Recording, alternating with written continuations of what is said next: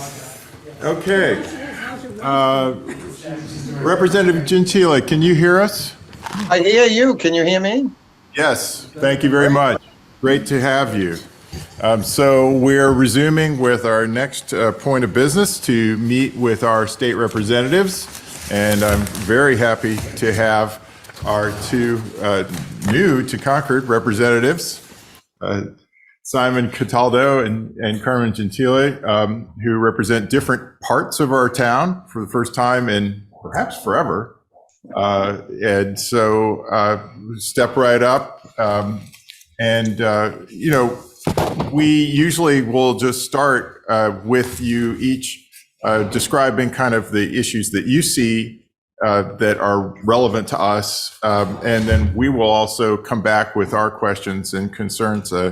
Clearly, one point on the agenda is that we have some home rule petitions that I hear have been put into the docket and that we are now filing for.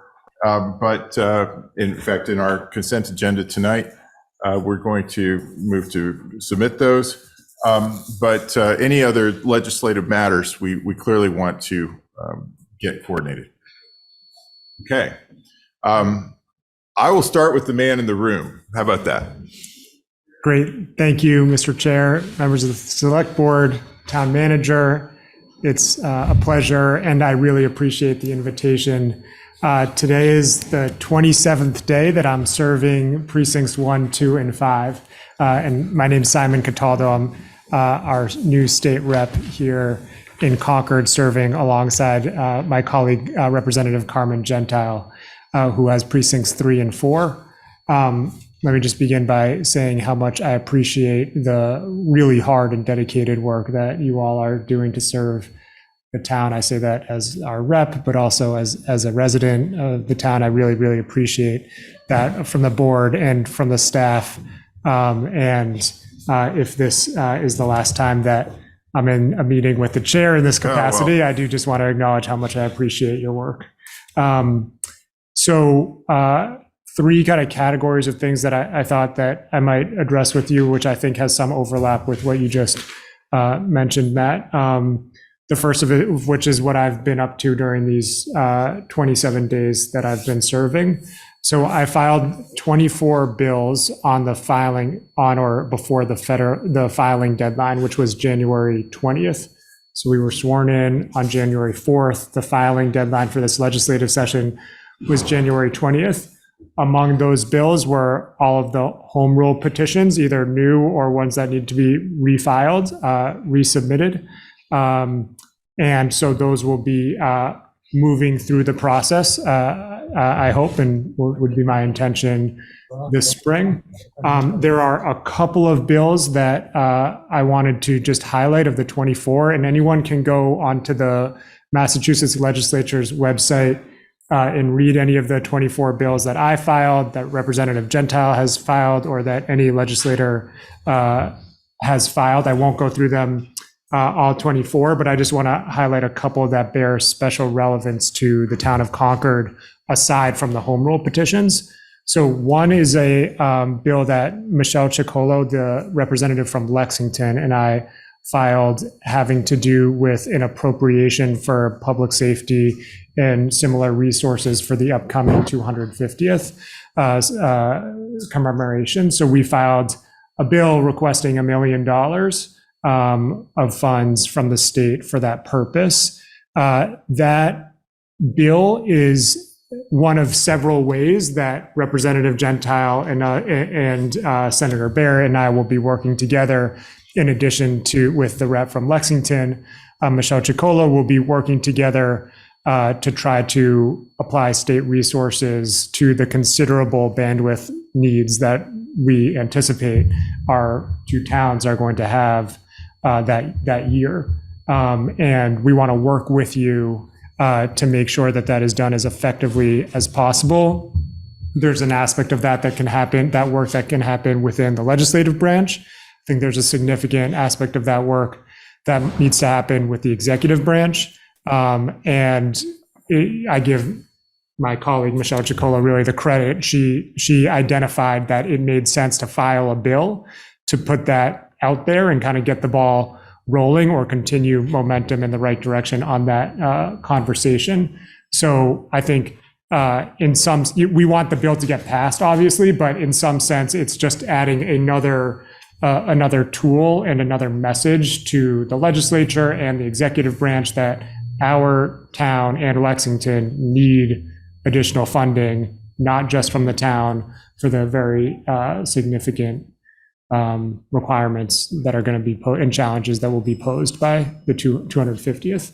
The other one, I don't think will have any real change for Concord, but it does have some special relevance to Concord because it deals with municipal light plants, which of course we have one. Concord is kind of, in my perhaps not humble view, the crown jewel of municipal light plants. I know it's a huge source of pride for the town, and among the reasons that we have a great municipal light plant is that we have a strong renewable energy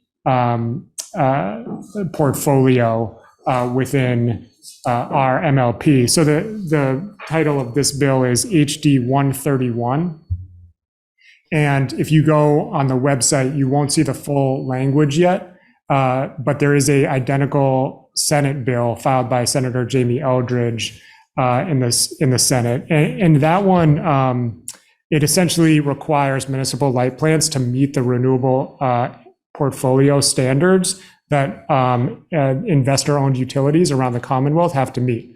Concord's light plant is already far exceeding the goals, but it would require the others to meet the goals. And I should just also mention that Senator Barrett has filed a companion bill on the American history, the 250th legislation. So he has filed a companion bill in the Senate. The House bill for the 250th is 1066.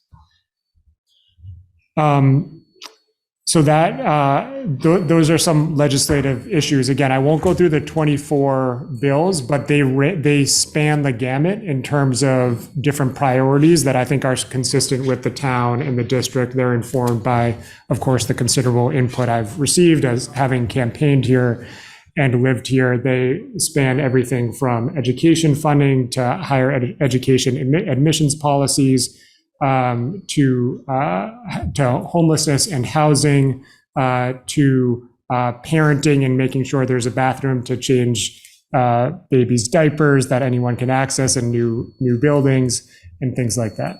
And I would just invite anyone to take a look at those, and we'd be very happy to have a discussion with anyone on the select board or in the public or at a future meeting. The other thing that I just wanted to, the second issue I wanted to address is the redistricting, because as the chair alluded to before, this is a big change for the town of Concord. I represent 3 out of the 5 precincts. Representative Gentile represents 2 out of the 5 precincts. I would submit to you and to the town that the way things landed is actually really good for the town of Concord. We have one representative who lives in the town, another representative who's new to the House, another representative who served several terms, who lives in an adjoining town, and we are already working together closely. We talk every day. Our staffs talk every day. A large part of what we do as state representatives is constituent services. And so as a board and for the general public, we want you to know that we are working very closely on constituent services matters that come to us.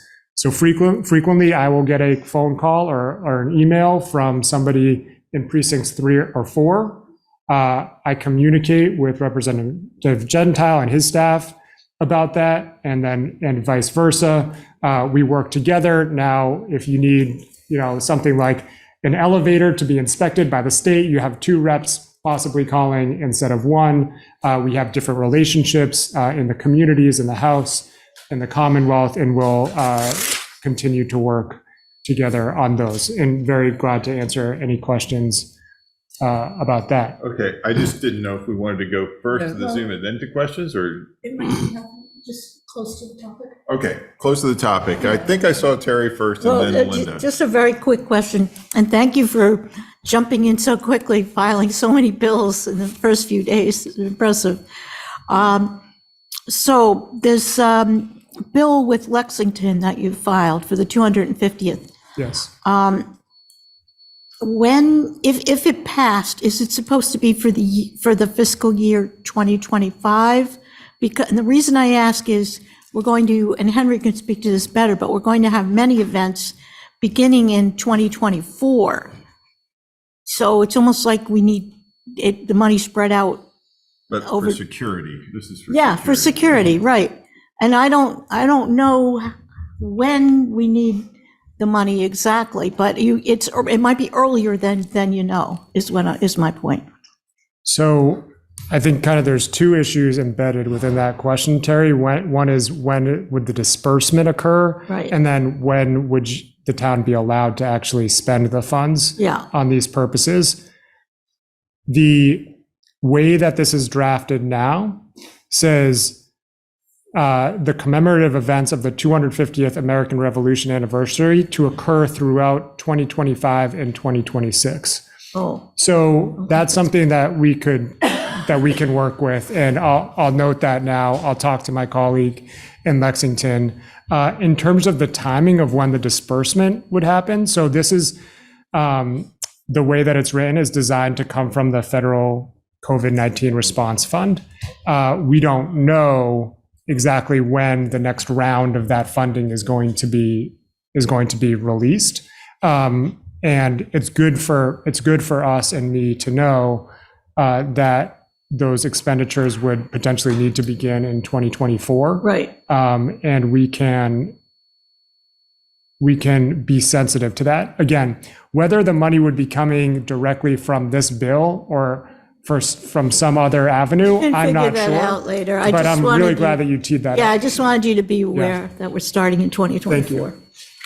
But the great majority of the public safety expenses will be in 25. Okay. I think so. All right. The events that would really All need right, some fine. significant security support. Linda? Thank you for all you've done so quickly, hit the ground running, so to speak, and working with Carmen Gentile as well. We appreciate that. You may already be aware of this, but there are two state enabling bills that have been filed that relate to the transfer fee. And in the past, the select board has also encouraged and supported those because it may be similar to what's happened with the energy and climate where they're considering possibly 10 pilots for the energy. It could be that ends up being the resolution between the home rule petitions and the state enabling legislation. And the statewide LOA coalition that's working on the transfer fee is right now trying to reach out to as many representatives as possible to sign on as co-sponsors. With the bill numbers are HD 2857 and the Senate bill number is 1982. So that was one thing I wanted to bring Thank you, and I did get an email from somebody in Concord today on that very bill. I wouldn't be surprised. We have some people who are very much on top of this. And then the other thing I wanted to bring to your attention, both you and Representative Gentile, is that in the past, we have tried to get some state assistance in terms of handicap accessibility for the MBTA stations. And we would very much like to have that on your radar as well. And then the third item, very quickly, is that have either one of you heard anything about extending the COVID restrictions for hybrid meetings? Because that remote meetings, because that continues to be very important to not only us, but across the Commonwealth. So personally, speaking for myself, I do not know what the answer to this is going to be. I've been asking on a continuous basis. I don't think that decision has been made with regard to towns. It is my expectation and understanding that the legislators are going to need to be in person this session, starting this week. But I don't know what bearing, if any, that has on the thought process of towns. My policy preference is for remote participation to continue to be provided. And I know that this is not the only town the town of Concord is not the only in the district I represent where town leaders have expressed that preference. So as you probably know, the expiration is March 31. Yes. That will be here before you know it. Yes. So, Okay, I want to be careful about time. I think that especially for Thank the you. sake of equal time, we should turn to the Zoom and allow our other representative to speak. So take it away. Well, thank you very much, Mr. Chair. Pleasure to be with you this evening. My name is Carmen Gentile, and I'm very happy to represent Concord, the precincts 3 and 4, and teaming up with Simon really for the whole town's benefit. On being able to continue with the remote meetings, the pre-existing law, the law that existed before COVID and is still extant, allows for hybrid meetings of municipal meetings. However, for those meetings to occur, they have to be they have to be hybrid. There has to be some members who are physically present, and if the chair is not physically present, then someone who is physically present has to chair the meeting. But I think many of us would like to be able to continue to be able to have Zoom meetings or team meetings that aren't hybrid necessarily. And there's a lot of discussion about that, and I think we will see action on that before March 31st. Knock on wood. So I'm really excited to be representing Concord. I've been out to the town a number of times in the last few months, meeting people and getting together with people, and really excited. I did have an opportunity to speak briefly with the town planner, Elizabeth Hughes, about the need for increased funding for the shuttle service, with the anticipation of more visitors because of the anniversary coming up, and the need for more funding for the shuttle bus service to get the increased number of tourists around about town, and really excited about the home rule petitions that you have for the all of them, but the ones that you have for affordable housing, for the transfer fees. I had a chance to talk with Keith Bergman, who I think is on the Zoom with me, and he is of course, chair of the Concord Housing Trust. I'm also, in addition to being state rep, I'm also chair of the Sudbury Housing Trust. So I have a great interest in housing. I'm also a member of the Sudbury Council on Aging, and I've been on Elder Affairs. Elder Affairs I've been on in the legislature for the past 8 years. I have a lot of wide interest in education, healthcare, environment. One of the bills that I almost got over the finish line, when I say almost got over the finish line, it was written together with another bill, and on the last day of the session, the evening of the last day of the session, both the House and the Senate passed it together with a friend's bill that it was joined with. And that bill would have actually prohibited some very poisonous pesticides from being used on school properties throughout the Commonwealth, things like Agent Orange that we used in Vietnam, and replace those toxic herbicides, pesticides, with a list of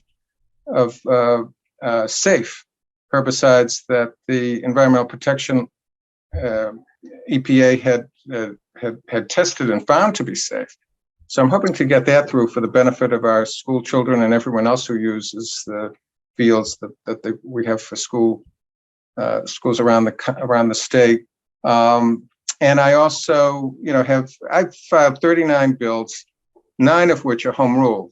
The 5 for Concord and 4 others and then 30 that are statewide bills in different areas. Also, in the Votes Act that we passed last session, one thing that we didn't pass was election day registration.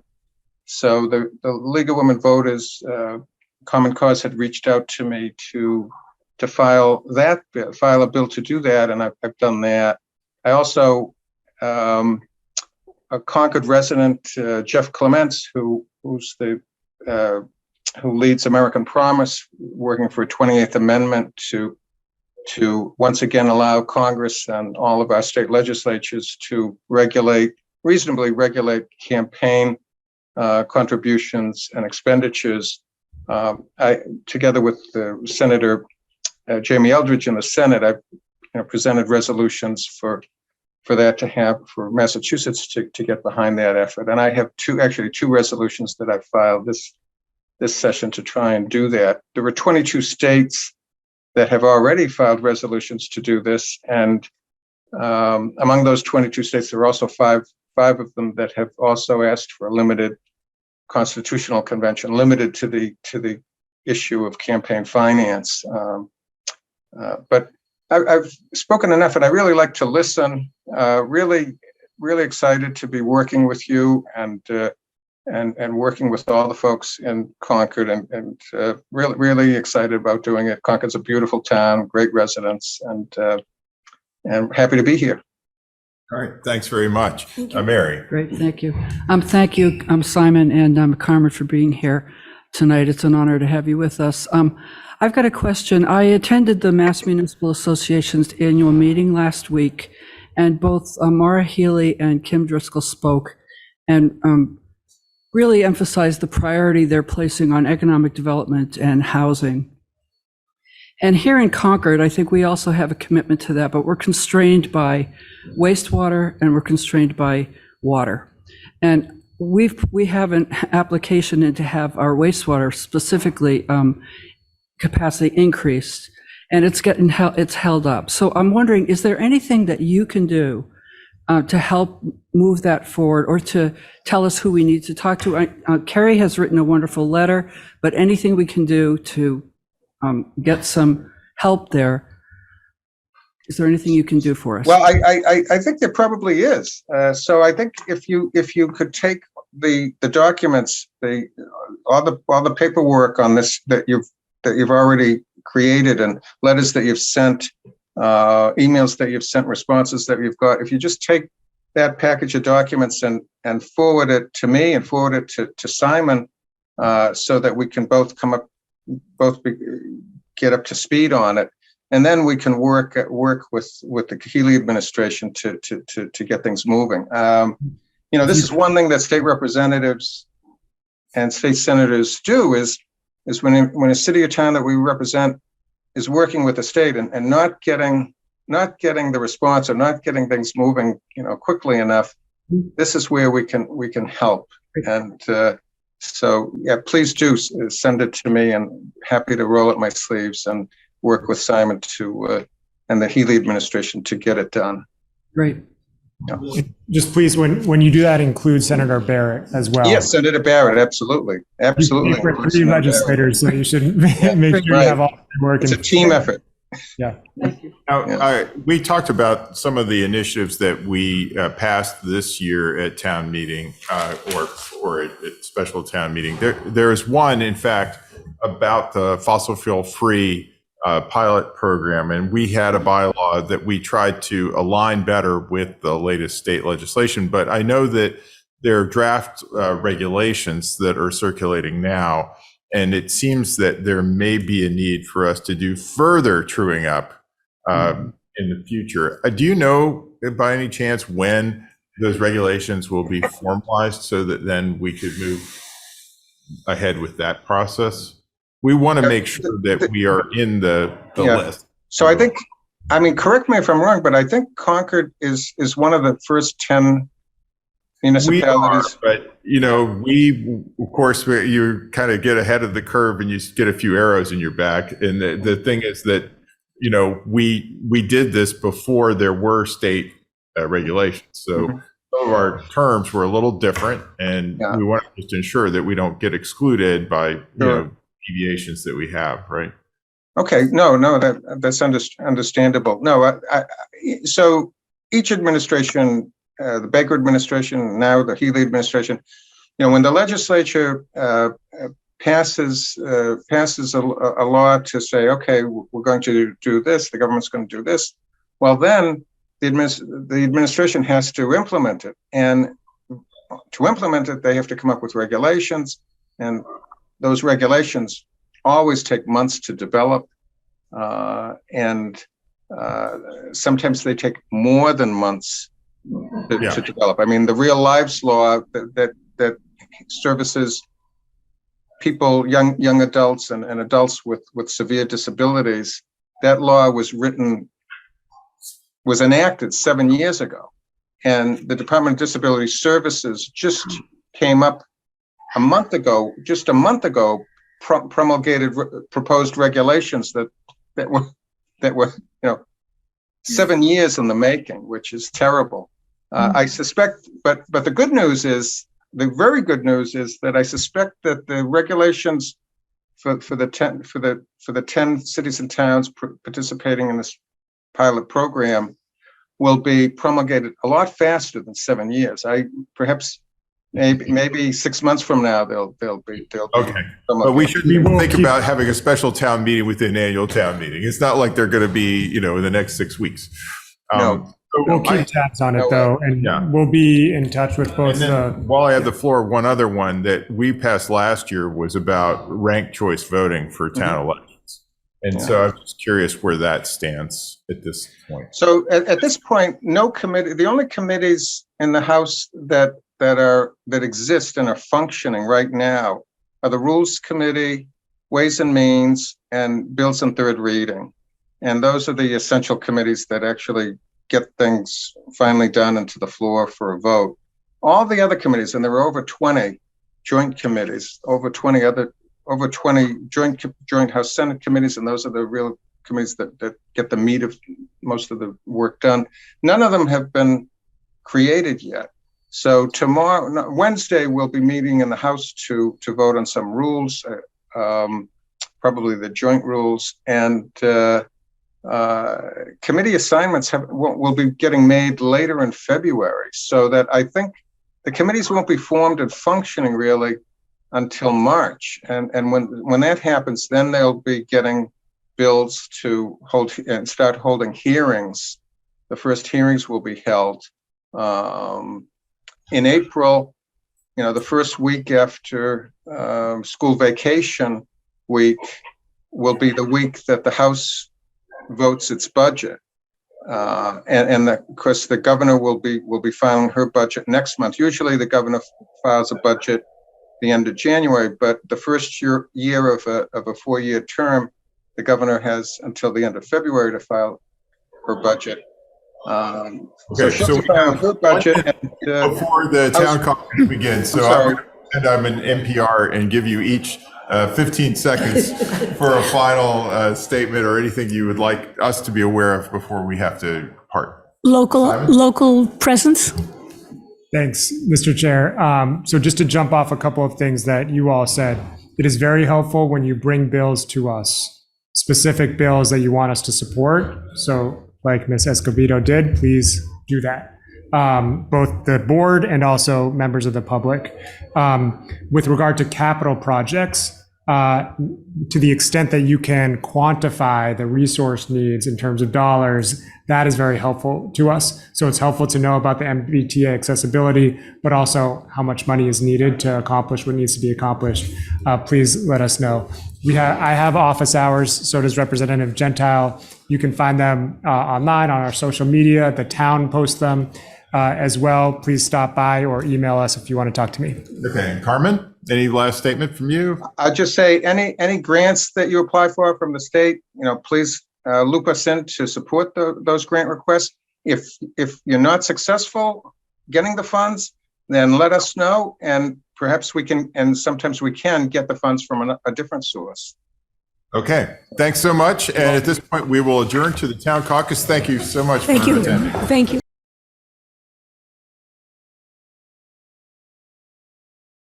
Okay, so I'm going to bring us back into order for our January 30th Select Board meeting. And our next item on the agenda is the consent agenda. Move to approve the consent agenda as shown in the revised agenda, with thanks to the Garden Club and Diana and Jack Clymer for their generous gifts. Thank you. And do we have a second? Second. All right. All in favor? Aye. All right. And if I could just thank Shannon for getting us caught up on these minutes. Really, good job. Okay. And now to the town manager's report. Thank you and good evening. I'll go through this as fast as I can. You might have noticed that this is the longest report, I think, in the past year. Wow. So picking out the highlights, I just want to note some staffing changes. We have hired our second administrative assistant position in the town manager's office. She is starting on Monday, February 6th. Her name is Eileen Blanchette. She has similar experience in these roles, having worked for the towns of Bedford and Carlisle. So you may wonder, who is she replacing? She's replacing the second admin. We've shifted a lot of duties in the office, but she is the second support role, primarily working with the staff that operates out of the town manager's office. That leads me to manager. Tomorrow, we will be issuing a notice about the hiring of our deputy town manager. I'm just awaiting confirmation that the candidate has notified their employer. So that will be coming out tomorrow morning.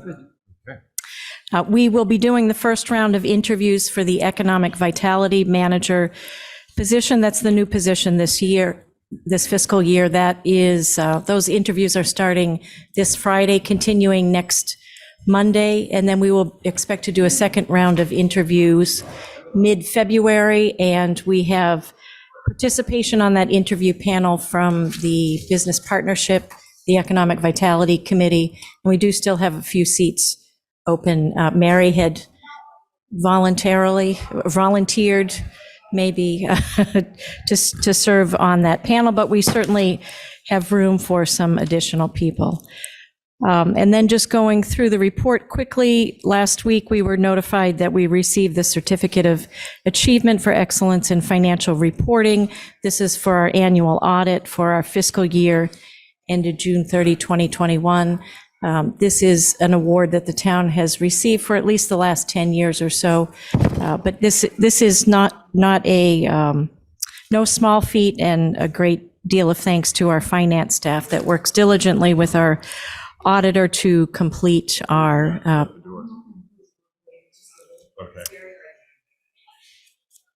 to complete those financial statements. Special town election is February 16th, with the sole question of additional funding for the middle school.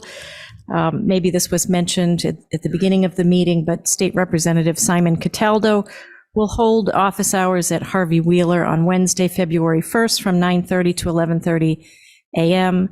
Congresswoman Lori Trahan will host office hours here at the Townhouse on April 20th from 10 a.m. to 2 p.m. Moving to the police department, we had an awful lot of training in the last couple of weeks. Two of our sergeants, Landers and Manchuso, completed a week-long supervisory leadership training class sponsored by the FBI's Law Enforcement Executive Development Association. The department also conducted training for all of its officers on integrated communications and tactics, which is designed to improve officer skills in de-escalating volatile situations. So this was great that the entire department was able to participate in that.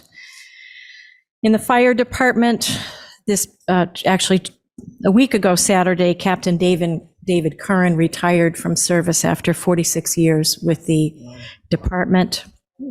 He started as an auxiliary firefighter when he was still in high school, ultimately rising to the ranks of captain, which is the third level of command in the fire department. In addition to his duties as shift commander of Group 1, Captain Curran managed all of the equipment, made sure that the equipment was in good repair, maintained and replaced as needed. He is a longtime instructor at the Massachusetts Firefighting Academy, one of the original hazardous materials technicians in the state. In the 1980s, the state adopted a regional hazmat model comprised of local firefighters. Captain Curran has been throughout his career an instrumental part of that program. Needless to say, we wish Captain Curran well. Hopefully he has many happy and healthy years in retirements. That allowed the opportunity for some promotions within the department. On Sunday, January 22nd, Lieutenant Keith Catoni was promoted to the rank of captain, and firefighter Todd Nemi was promoted to the rank of lieutenant. I had the opportunity to sit in on the assessment center for both captains and lieutenants. I'm not sure if I've mentioned to you this before, but it's amazing what we put our candidates through and how well they perform. You really get to experience and understand what their job is like and the experience that all of the candidates bring to the table. It was a wonderful opportunity for me. There's an awful lot of information in here. I think I probably will just end with the statistics on COVID and influenza, which are on the second to last page. Both are still very prevalent in the state, in the community. Particularly influenza is noted as very high, the rate of infection. In the last week across the Commonwealth, there were 7,162 reported cases of influenza. We do have vaccine opportunities available to residents through our public health collaborative, and that information is available on the website. Be happy to answer any questions. Any questions for the town manager? Yes, Linda. I was particularly pleased to see the Central Transportation Planning staff has got a plan for crossing Route 2 at both 62 and I guess the other location would be by the high school, Thoreau Street, correct? But in any case, do you have some idea of what the next steps are with that plan? I can get something to you. I couldn't tell you off the top of my head. Okay. Anyway, it was good news to see that we're in a plan somewhere. Well, and then that crossing becomes all the more urgent, it seems, because of the emergency shelter for homeless people that is being established, I guess, at the Best Western Hotel. And I didn't know if you had any further news on that. Yeah, so we did just find out about that a week ago, Friday. We have a conference call scheduled for tomorrow at 10:30 a.m. to learn what we can about that shelter. We really don't know anything other than the intent is to establish that mid-February. Mid-February. Yeah. Okay, thanks. Yes, Terry. I want to thank you, Carrie, for sending that really good letter to Governor Healy about the wastewater capacity and affordable housing. That was very well needed. Thank you. And I'm also excited to hear more about the mental health stakeholder meeting. That's a really good effort, if you have any more information on that. Okay. Okay, and then if we're done with the town manager's report, just as in my chair's remarks, just say I congratulate the town staff on successfully concluding the special town meeting with over 1,000 attendees, and that also the annual town meeting warrant has now been published on the town's website. 46 articles await us on the April 30th meeting, and do advise members of the public to take a look at that. There's a tremendous amount of work that goes into getting that published, and as I know now, because I had to be part of it this year. And then also to note that there is a proposal for a joint meeting of the Finance Committee, this Public School Committee, and the Select Board for February 15th to discuss the gap between the town's budget guideline and the public schools budget. And that would include talking about the public schools goals, the at the current budgetary drivers that are creating the gap and the work that's been done to date to close the gap, and then any further ideas to meet guideline or to achieve consensus. What time? I would assume it would be 7 o'clock, and the suggestion is that I send out the notice.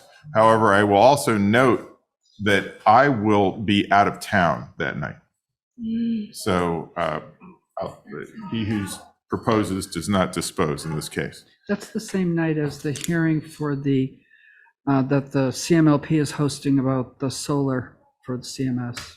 Really? Yes. CMS Solar that same night. Yep. Yeesh. It's not good. That's not good. Maybe there's a way. Okay, so I'll check back See if with you the can work on finance that. committee. Okay. It's just that those dates were dates that the school committee members and the finance committee I could think it's an make it. important meeting. It's an I important do. I meeting. do. It's a significant gap that Yep, remains. yep, It's so, right. over If we can $500,000. move it, that would be, Okay. Or just have it earlier, 5 or Maybe 6 earlier? o'clock or something Yeah, like that. that's an That would work. idea. yep. Okay. To turn it into a marathon have of it earlier. meetings that night. We're used to that. We're frequent marathoners.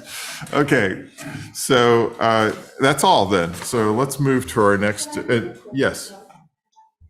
Sure.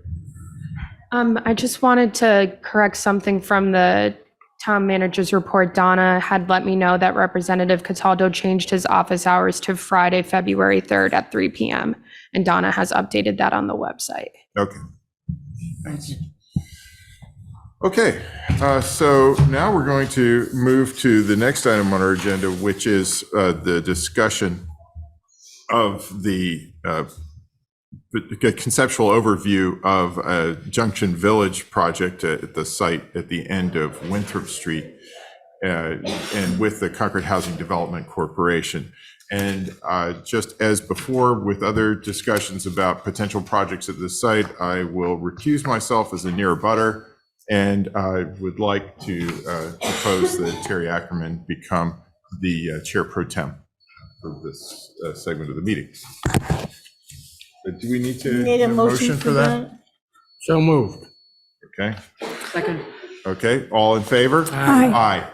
All right, and then we need a clerk pro tem. To have a motion for Mr. Dane to be the clerk pro tem. Second? All in favor? Aye. Aye. All right. I will see you all when this is over. Okay. Is over. Could I inquire about that procedure? I realize you just took a vote.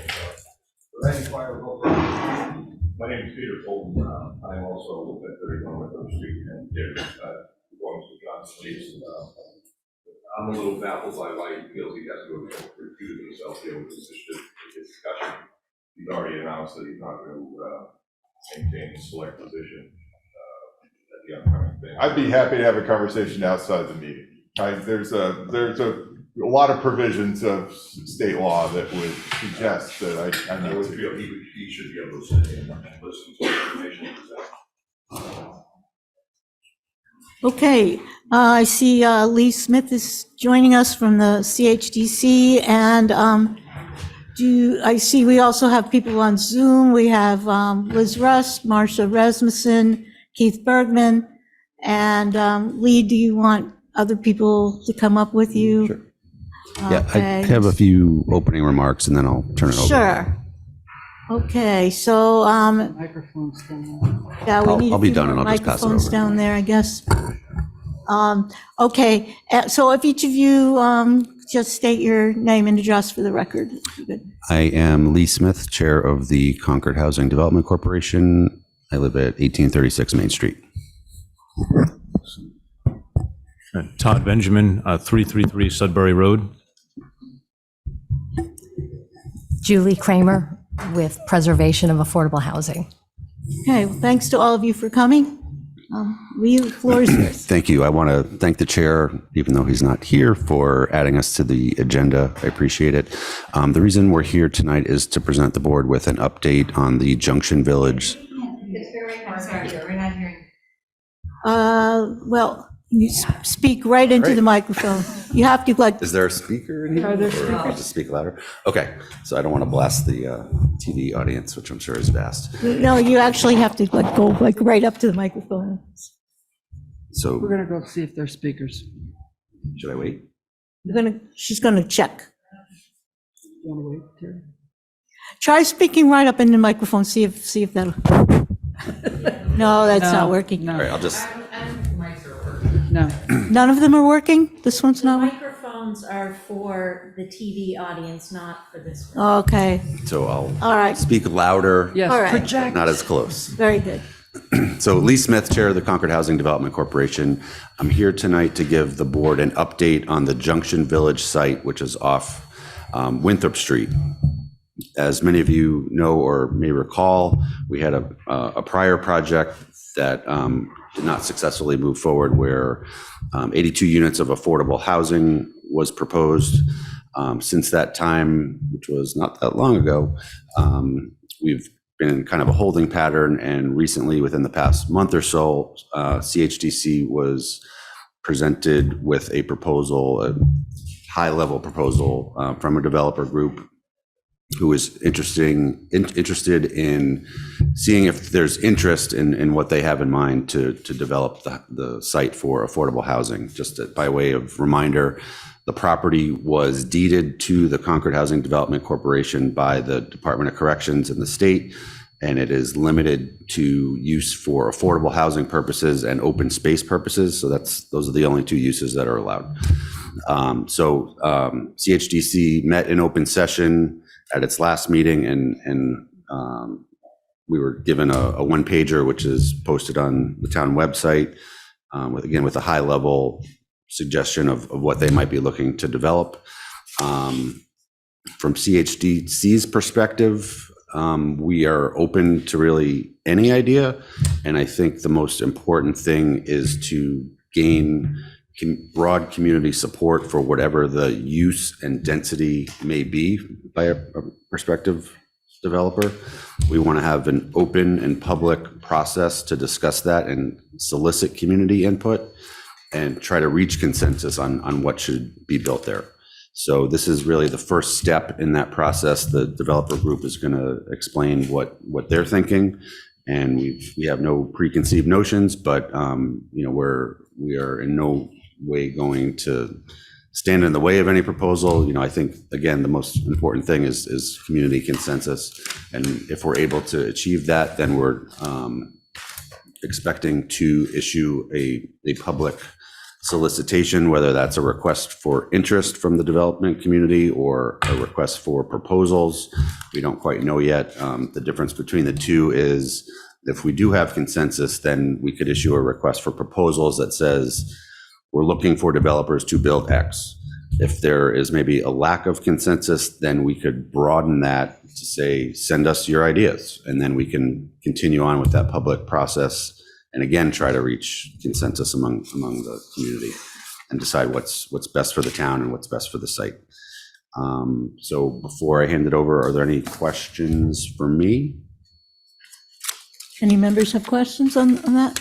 I have a quick question. So the community input, I think, is really important. How long do you think that would take realistically? Well, CHDC is ready, willing, and able to advance that as quickly as possible. I think it's partially a function of the kind of feedback we hear tonight from the select board. We can put together community meetings in short order within really a few weeks, probably. The developer team has expressed that they're interested in moving quickly. We're not going to just select them because of the first folks who showed up, but it will be a competitive process. So we'll act as quickly as reasonable. Thank you. You're welcome. Okay, that's very helpful. Thank you. You're welcome. Well, You have a question, Henry? No, I don't have a question. I think I'm very pleased that you've come forward so quickly with an alternative proposal, and that you've gotten a very serious and substantial developer to have interest in working with us on this site. I've looked into the background of this developer, and I've looked at their Form 990 filed with the IRS. They're a nonprofit. They're nationwide, and they have very substantial assets. And so I think I'm very hopeful that we can make something work here. Thank you. Okay. So would you like to With tell that, us? I'll introduce Todd Benjamin, and I'm sorry. All right, well, thank you. I'm Todd Benjamin, and I'm a resident of Concord. I've been involved in the affordable housing space for about 12 years now, working with some of the organizations here in town, working with nonprofits on the board of nonprofits, and also working for affordable housing in a professional context. And so in that context, I was very interested in the Junction Village project over the past number of years. And when the project ceased to go forward in the fall, I was curious as to what would happen next. And when I saw that it didn't seem like there was anything going on in the short term, I started to wonder what can we do to get this project, this important parcel, this important project back onto people's agendas in town. And so I reached out to some folks who I had worked with in my capacity in the affordable housing space, spoke with some developers, spoke with Julie and with her group, and started to see that there was some interest in looking at this project.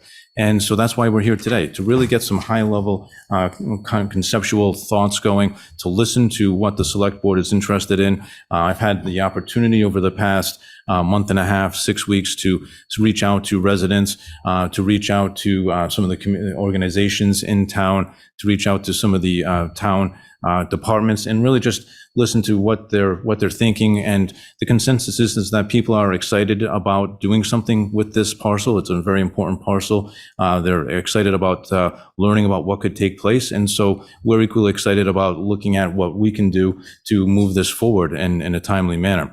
So that's why we're here tonight, to really understand and listen to what the select board is thinking, and see if there's a way that we can move forward together.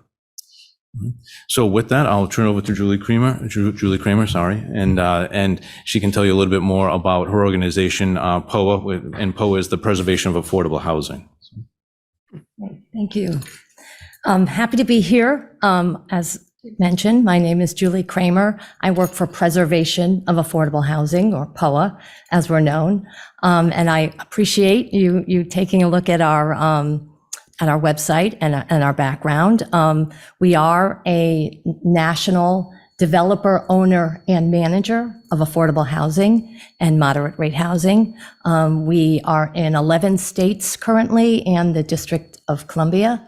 We own about 13,000 units of housing, and we manage them all through our affiliate management organization, POA Communities. We started here actually in Boston. That's where our headquarters is. We also have offices in Chicago, in DC, and in Kansas City.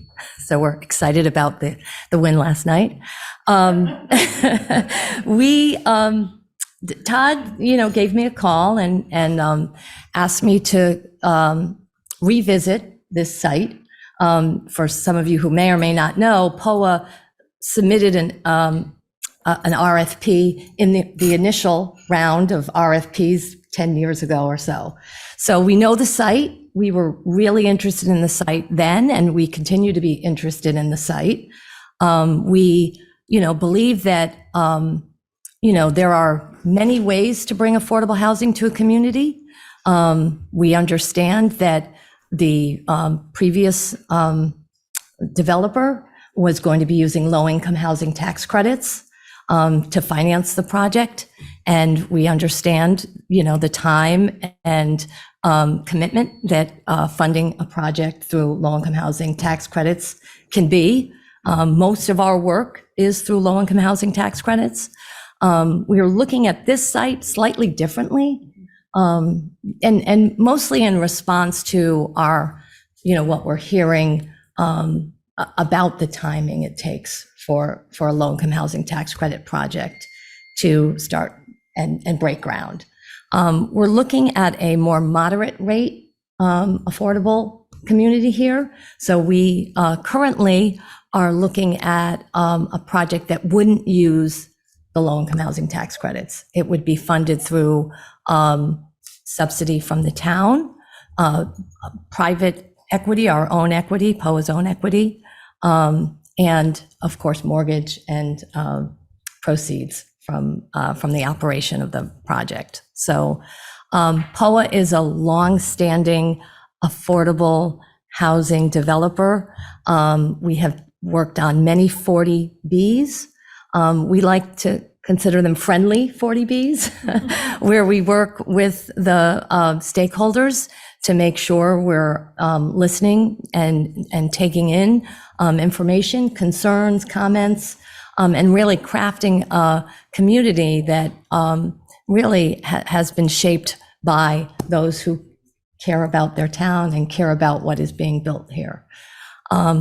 We have most recently done 40B projects around this size on Cape Cod, where we've got now about 800 units of housing.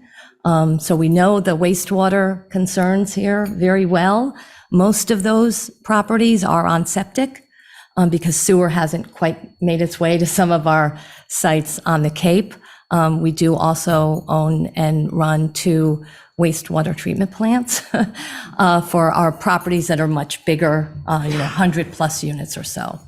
Sustainability is key to our mission. We have a whole sustainability team at POA that evaluates how to best bring sustainability to our affordable housing projects. We built the first passive house affordable housing project in Boston. Our projects on the Cape not only are sensitive to environmental concerns around wastewater, but we have a near net zero energy community down there in Dennis that was built with the idea of getting to net zero energy use. So it's a fossil fuel free project that's all that's focused with energy and contains a lot of solar energy generation. So I'm here to answer any questions. We recognize that every project should have a public process.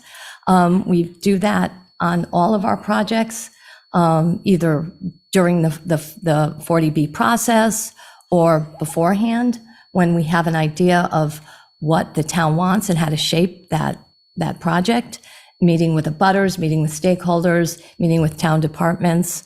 We're not a landlord, we're a neighbor. We want to be a good neighbor, and we know that the community input is really critical to that. Okay, thanks a lot. So we'll take questions from the board, and then we'll probably have some time for public comment as well. Mary? I have a question for Lee, actually. Lee, how far is this land from the train station? Would this help us with the MBTA community? I think I read today that there was a communication that was sent out that it specifically referenced Winthrop Street as part of the transportation. I think it has to be within a half a mile of a train station. Yeah, to qualify. I mean, I certainly haven't measured it, but I mean, Winthrop Street was explicitly mentioned in that. Would it be? So it is. Okay, good, thank you. Can I go on again? Okay, you have another question? Great, I get so that would be good. Would you need a TIF requirement? Do you also need a tax? We use TIF primarily in our work in Chicago. Here in Massachusetts, what we really look for is an assessment based on the rental restrictions at the site. Yep. So it's not based on it being a market rate community without rent restrictions. So it's more of a real estate tax abatement. Right. Okay, we can get to that later if we get to that later. I notice here that you've got the number of units between 40 and 50. How far back can you scale and still have this be an attractive project? For us, 40 to 50, why it represents sort of a magic number is because of our management, right? We expect that we would manage this property, as we do many of our others down on the Cape, with 24/7 on-call management folks. Also an on-site management person and property management. So when the units start getting smaller, you know, they can't support that level of management. So 40 to 50 units really gets us to the point where we can support, you know, a full-time employee at the site. Would you have a problem on that site building that many units? I don't believe we would have a problem building that many units on the site. You know, of course, the septic and some of the wastewater issues would be the first thing to really evaluate. If the sewer wasn't able to get to the site, Title V, which is really the regulations for on-site septic, would sort of dictate how many bedrooms you can build. And then we would, you know, take that information and start getting a unit mix. And I assume if you had that many units, that that would justify a significant investment in upgrading the sewer pipe that served the property. Yeah, you know, we know a lot about on-site septic. We prefer a sewer line, but it's not always the case that it's less expensive to bring a sewer line to the site. So does your estimate here, I know this is just a first blush, approximately 485,000 per unit. Does that include the sewer costs? It would include a Title V, a septic system. That is your development cost per unit. Correct. Was it 485? Correct. That's, again, a very rough Of course. blush at, you know, 40 to 50 units, so we have some How many scale. doorknobs are in the, right? Excuse me, I'm sorry. And this is, and you do rental units? We do rental, we do. And do you have any preference in terms of family, elderly, so, you know, various categories, or, because I think that we probably have some preferences of our own as to what we'd like to see. And you should, you know, we would look at your housing production plan and sort of build the number of units and the unit mix, you know, 1, 2s, and 3s primarily we build. You know, there's a lot of things that sort of speak to the unit mix. If you were going the 40B route, you know, there's a requirement that at least 10% have to be 3 bedrooms. If you were going to do the MBTA communities permitting, you can't do elderly restricted housing. It has to be as of right, you know, family. So, you know, all of that would sort of enter into our discussion. And then, of course, on-site septic. Also, you have to keep that in mind in the number of bedrooms. So all of that would sort of, you know, help us get to the right mix. I don't know how others feel, but I have a strong preference for family housing, because I think that if you want to help to build a diverse community, you want to have families who can afford to live here. Yeah, oh, for sure. We do a lot of family development. I mean, that's our primary focus, but we own a lot of elderly housing as well. Linda, do you have some questions? I do. Thank you for being here and for putting this plan, conceptual plan before us. And I do appreciate Lee Smith's comments on behalf of CHCD in terms of this is just one project coming forward, and that a process would have to be determined going forward to consider other projects depending on how the public process proceeds. So thank you for all of that. One of the things that would be helpful to clarify is, first I want to ask, Todd, do you personally have any kind of financial interest in this? Because I know you've done a lot in this particular space, which is why I'm asking this question. Sure, yes. So, of course, my interest is obviously, doing this for the town as well, but there would also be, I would be part of the development team, so there also would be a professional interest for me in the project as well. Okay, thank you. If you could just say a little bit more about, you talked about POA is both the developer, owner, manager, and so forth.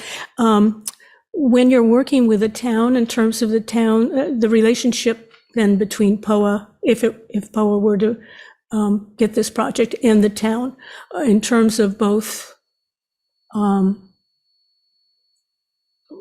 particularly I'm thinking in terms of the ownership area, how that works? Sure. So POA would either, purchase the land, or we could do a 99-year lease, and we would lease the land for our work. Many times when we work with towns, they like that option because it just allows them, again, to have control of, sort of the future of what happens there. Sure. We own our properties. Most of our development properties are done through the low-income housing tax credit program. So if you're familiar with that program, a developer such as POA owns the project alongside an investor who's investing in the project for the benefit of the tax credits. So the ownership looks a little different, right? You've got a limited partner and a general partner in the ownership. Here, POA would be the owner. Todd and POA would own the project through, an LLC or a single entity ownership structure. And POA would contribute equity, our own funds, for part of the development funds needed to build the property. So POA, we own about 119 different properties, and they no one property is the same. So it all depends on, first and foremost, the financing structure of the project, whether or not there are low-income housing tax credits being used, and whether there's a lease. Sure. Thank you for that. And then related to that, at least the conceptual plan that you've outlined here, you're talking about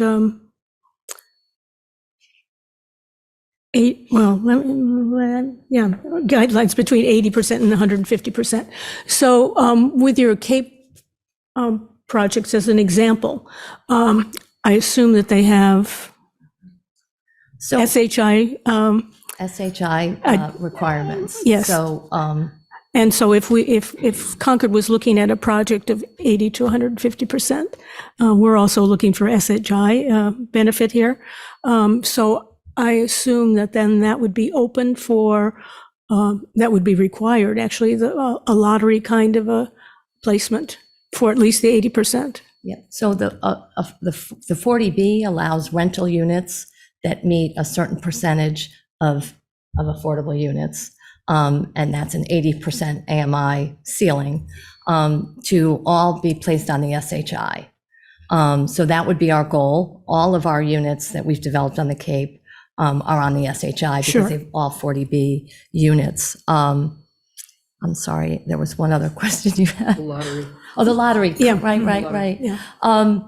Yes, you would have to do a lottery for the affordable units, the 80% units in this case. Right. And, as a town, you can request a local preference as part of that lottery process. So you could suggest up to 80% of the, sorry, not 80, up to 70% of the affordable units have a local preference. So a local person applying into the lottery sort of gets put into two buckets, the local bucket and then the open bucket. Right. So they have a chance of getting a unit when there's a local preference. Okay. And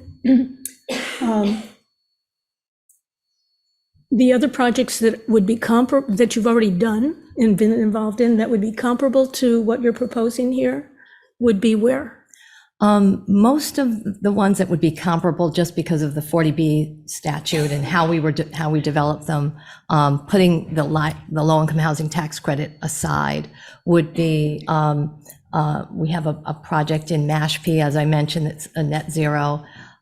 We've got a project that we just, I'm sorry, not Mashpee. That one was Dennis. We have a project that we're breaking ground right now on in Mashpee. We have a project we just finished in Brewster, called Brewster Woods.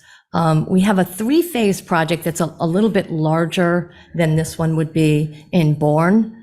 And that project actually has, the last phase has a fairly significant number of units that are not LIHTC units. So when we built that final phase, we recognized that there were folks who, between 60 and 100% AMI were really in search of housing. So we created units there that were not low-income housing tax credit restricted. So we could open up our doors to other residents. And are all, so that's helpful to know some of the more local ones. Or at least some of the units or some of the buildings, let me say it this way, some of the buildings within those projects would approximate the 40 to 50 unit scale? Yes, because of the wastewater treatment, because of the Title V on the Cape, most of our projects are between 40 and 60 units on the Cape. And so those are all built in accordance with the Title V, have the correct number of bedrooms. At least some of the pictures on your website, which was helpful to see, show fairly large-sized buildings. And I assume that is sort of generally how you like to operate? Yeah, most of our projects that show up on our website are actually, we acquired those, so we didn't develop them from the ground up. Okay. So in most cases, when we enter a new state or a new neighborhood or we are entering that neighborhood at scale. So we're buying a property that's already has 100 units there, and we buy those units. Most of those are at risk of losing their affordability. So POA comes in and restructures the financing, secures tax credits, rehabs them, stabilizes them, brings in energy and equipment, efficiency equipment. So that's what you're probably seeing, a lot of those that were existing properties that we purchased. Sure. So I have a couple other questions, and we're starting to run over, but we want to have time for public questions as well. So just based on your rough calculations in the page that was in the select board packet, I just did a back of the envelope that you're looking for something like $120,000 contribution per unit. So if you multiply that through to the 40 or 50 units, you're looking for, I don't know, $4 to $5 million contribution then. So if the town was only able to contribute, I don't know, half of that or whatever, would you not be able to go forward with the project then? There's a lot of inputs Right. before making that decision. Sure. So, there might be a way to get some funding from the state, right? Yeah. I know, we're not looking at a low-income housing tax credit project, and so most of the state funding is sort of oriented towards 60% AMI and lower.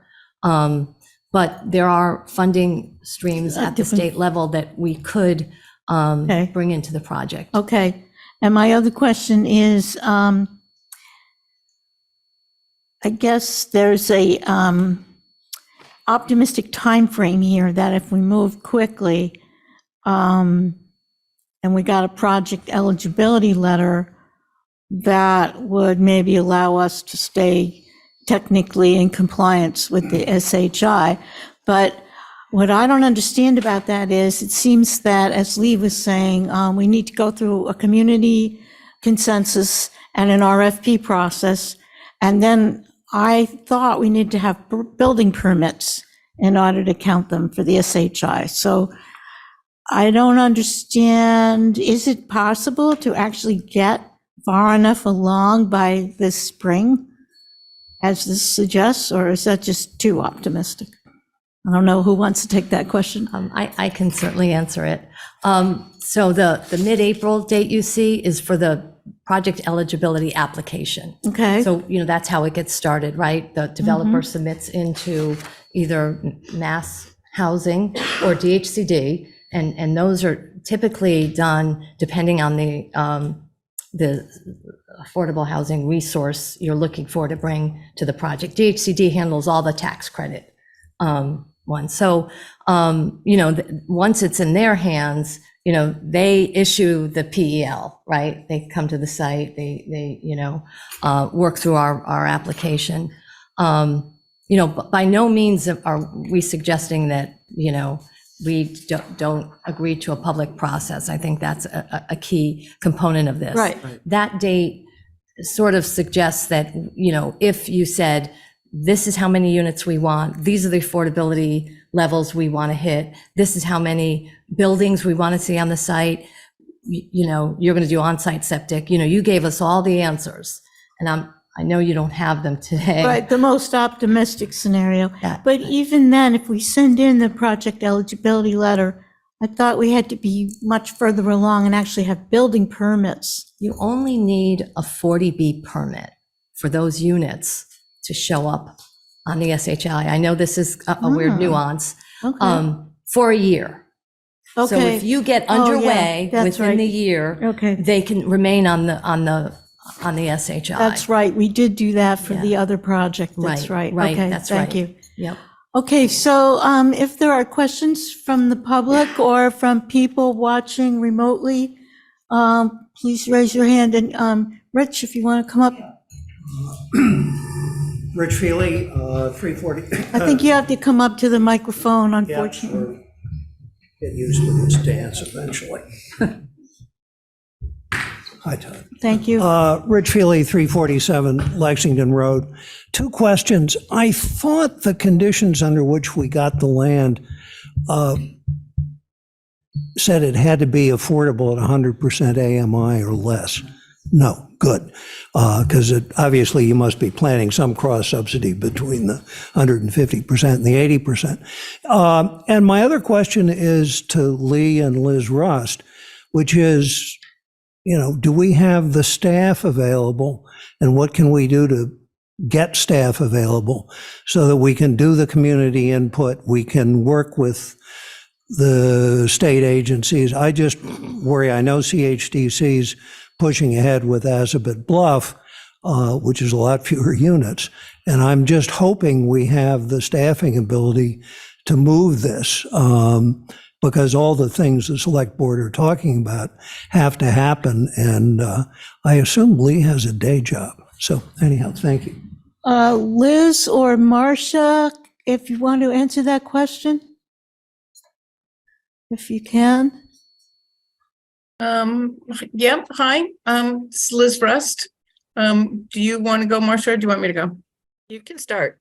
Okay, so I think that as support to the CHDC, staff support that the RHSO provides, that we're able to support whatever timeframe the CHDC and the town is looking for this regard.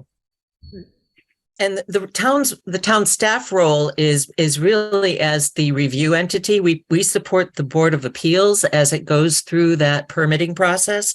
So we do not, town staff doesn't provide direct support to the developer or to Concord Housing Development Corporation. Our role is really to make sure that the Board of Appeals has the information it needs. I know that in the case of Concord Muse, which was a relatively unchallenged project, that it took 6 to 8 months to get through the ZBA process. Okay, thank you. So I That's just want to add helpful. one other thing, sorry if I could, in terms of the timeline and CHDC process, that in order for the project eligibility letter or application to be filed, the applicant would need to show some kind of site control, which would translate into a completion of the RFP process from the CHDC. So there's some public process to go through there before the application could be filed with the state agencies. Okay, thank you. Diane?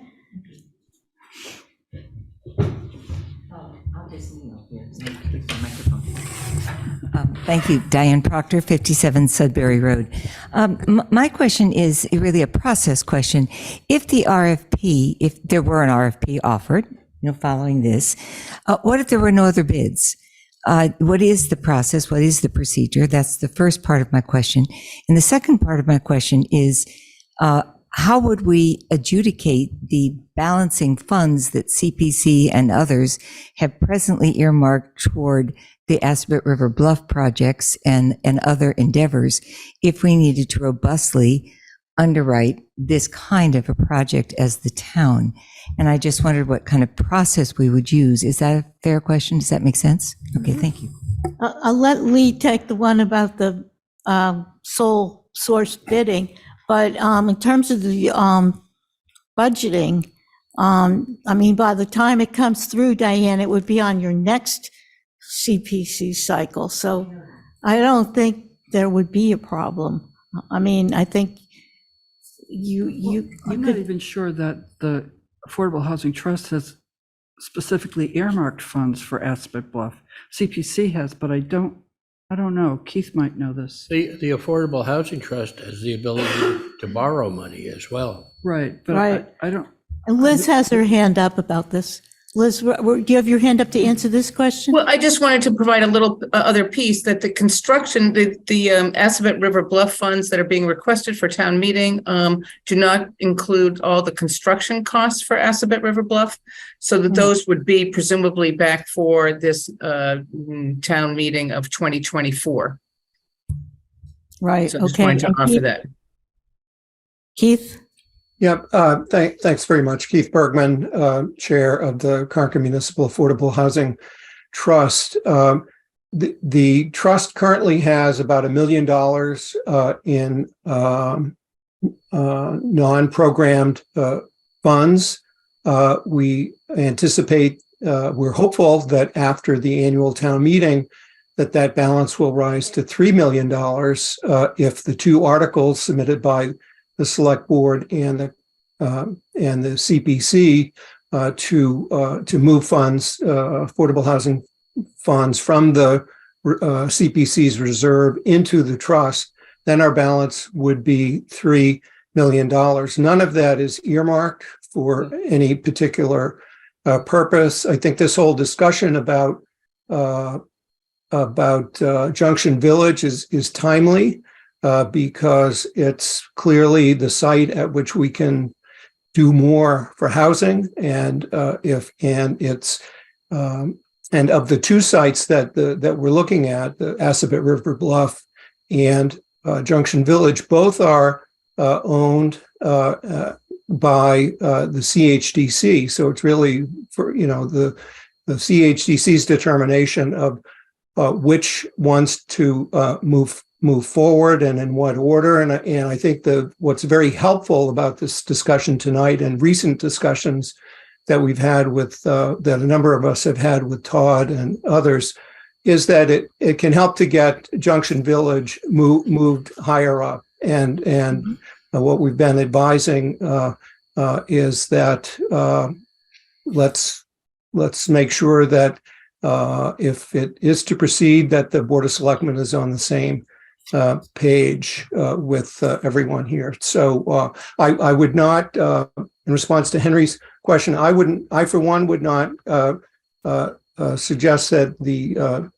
trust get in the business of borrowing money until it has a dedicated funding stream to pay for the debt service. Right now, we go back to town meeting each and every year. However, the Housing Production Plan has recommended that the Community Preservation Committee explore borrowing, perhaps as a means of funding a big project if the cash on hand is enough. So All thanks. right, well, just because time is limited, those are all great ideas, but I don't think we're going to solve all of that right now. But Lee, do you want to answer about the bidding Sure. So if we put out a request for proposals, a request for interest, it wouldn't be, even if we only received one response, it would not be technically a sole source procurement. That's when you're only You're right. soliciting Sorry. from one vendor, if you will. Right, right. And I think the RFP would likely be worded in such a way that it would be at the CHDC's discretion whether to accept or reject any and all proposals. So you would have flexibility in that regard. Right. But I do just want to say, just in the context of Assabet River, I think this board and the community should be prepared for a significant request for funding for on the development side of that. And we don't have a number to present tonight, but please don't lose sight of that. Can you remind me, how many units do we get at Assabet Bluff? There's two existing, and there'll be 3 new construction units. There'll be 5. 5 total. Yeah, okay, and here we're talking 40 to 50 for Right. about 4 to 5 million. Okay. Okay, other questions from people? Stefan?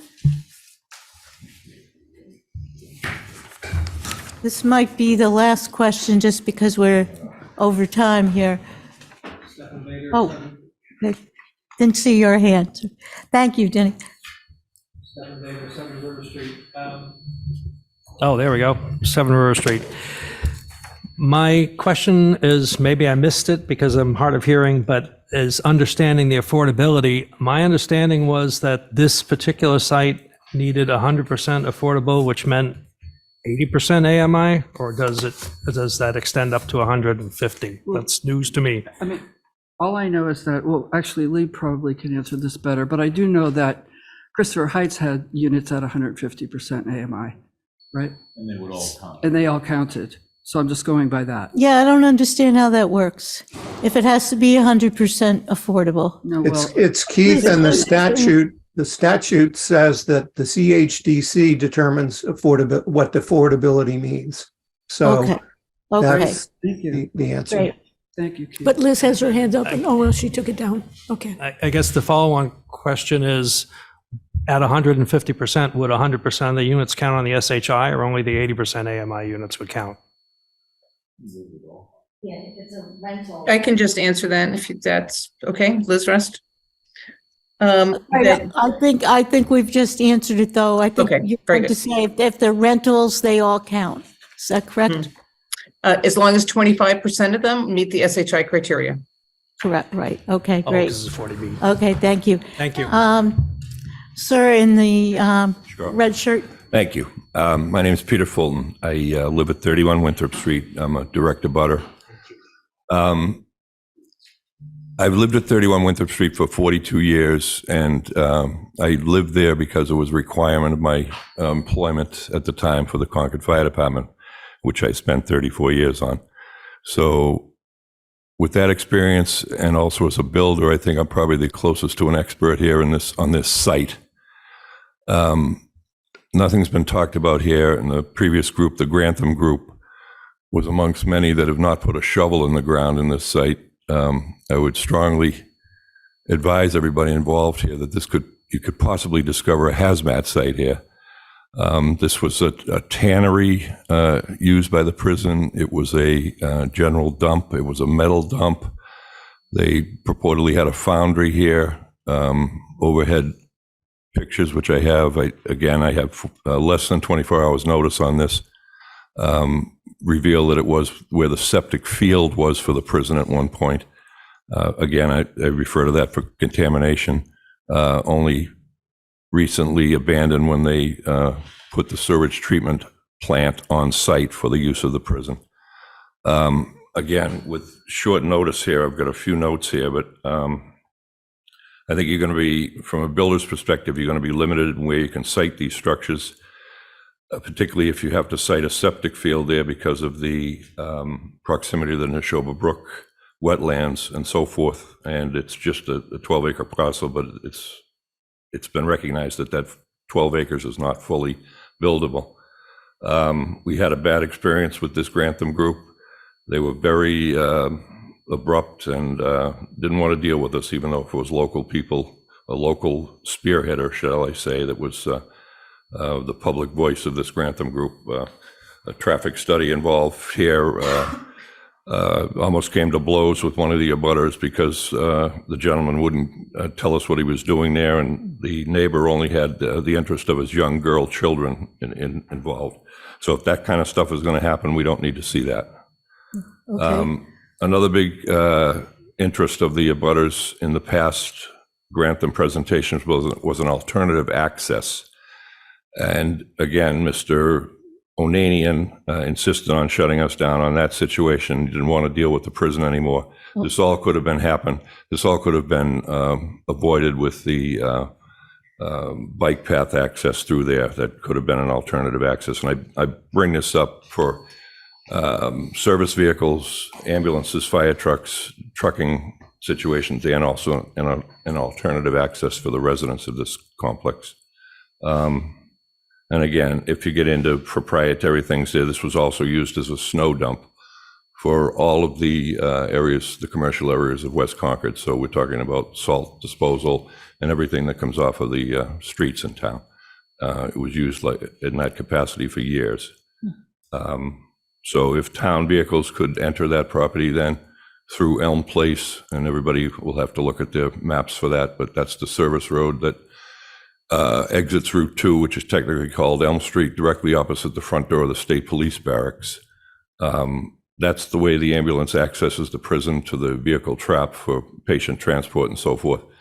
And it is used, as I say, in the past for town contracted vehicles. So if the town can use it that way to access this parcel to dump snow, then I think it could be used as an alternative access for this project. Okay. As a taxpayer, it's been touched on here, and we spent a lot of time on funding, and apparently you have a informational packet that wasn't available to the rest of us, but. It's on the web, it's on the website. Okay, I still operate with a flip phone. Okay. Sorry. A priority for Concord residents, I would think, is my final. Thank you. And I would encourage the folks that are spearheading this to keep in touch with the neighborhood. Absolutely. Thank you. Well, thank you very much. Very interesting discussion. Really great to hear about this. The select board is eager to figure out how we can make something happen in a timely manner that, serves our residents, serves the purpose of affordable housing at an affordable cost for taxpayers. How are we going to achieve?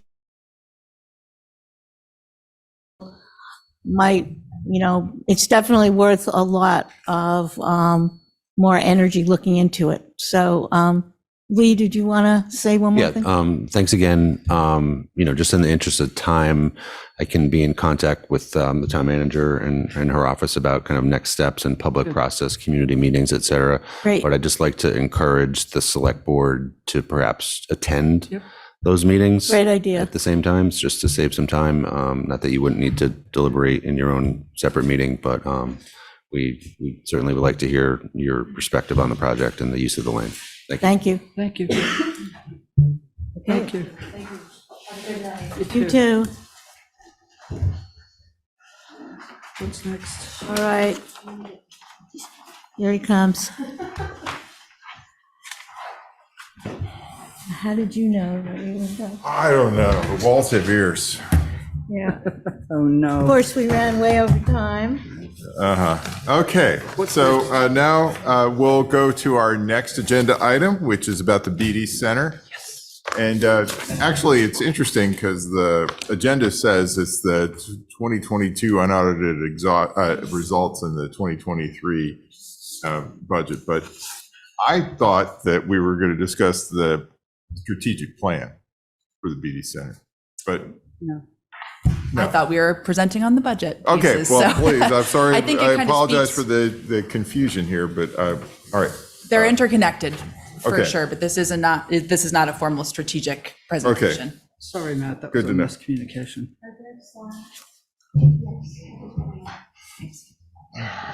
Have you seen the slides? I actually have not had a chance. Okay. They just came in today, right? Yes, I'm Right. sorry about that. No, I ran straight here, so.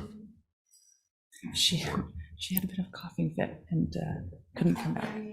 Yeah, there's something going around rec right now. Everyone's getting a little sick.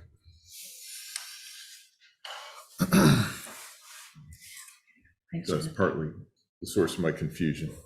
Not having seen the materials, but Apologies. I think we all had some difficulty because it came in late, right? Yeah. So, Okay. all right. Go ahead. So we are presenting tonight on the unaudited FY22 status of the BD Swim and Fitness Center Fund, as well as what things are looking like thus far for FY23. There's a lot of information in these slides, so feel free to interject along the way, and I'll take a pause at the end of the FY22 section for questions before proceeding to FY23. Okay. So these are the unaudited FY22 financial numbers for the BD Swim and Fitness Center. What you'll see here is that the BD Center had its first net positive year since FY18. Previous to that, FY14. FY22 ended with $2.2 million in revenue, up 45% from our original budget estimates. And Okay. I will speak to that in future slides. And $1.9 million in operating expenses, which is about 6% below what we originally estimated. Additionally, on this slide, you'll see that there's a very small amount of investment income that we collected last year, and about $32,000 of capital outlay for a net of $265,000 at the end of the year. Next slide. So why? That's the big question. This slide will speak to our revenue changes. So our membership and program enrollment went up 45% overall. Our recurring memberships, those that auto pay each month, increased 41%, or about $350,000 over our original estimates. Our annual memberships, or those that pay in full for the year, increased about $30,000. With any new membership or upgrades comes initiation fees, so that slightly increased as well. Our rentals more than doubled, and this is due to a variety of different facilities closed due to the pandemic, or we're not able to bring back enough staff to support typical rental groups. So we've adopted a handful of new rental groups that have bolstered our rental revenue area. We also have an increased revenue of about $110,000 in our guest passes, punch passes, which are 10 punch passes. We had some new special events that we added in here, as well as day passes and our triple play summer memberships. Lastly, the aquatics programs increased $185,000 as the team worked hard to create models that maximize the instructor to participant ratios. And then we worked to expand our programs to include more adult swim lessons, adaptive swim programming, as well as some special events and new aquatics fitness classes. So this slide looks at the original budget estimate in blue, and then where the year ended in red.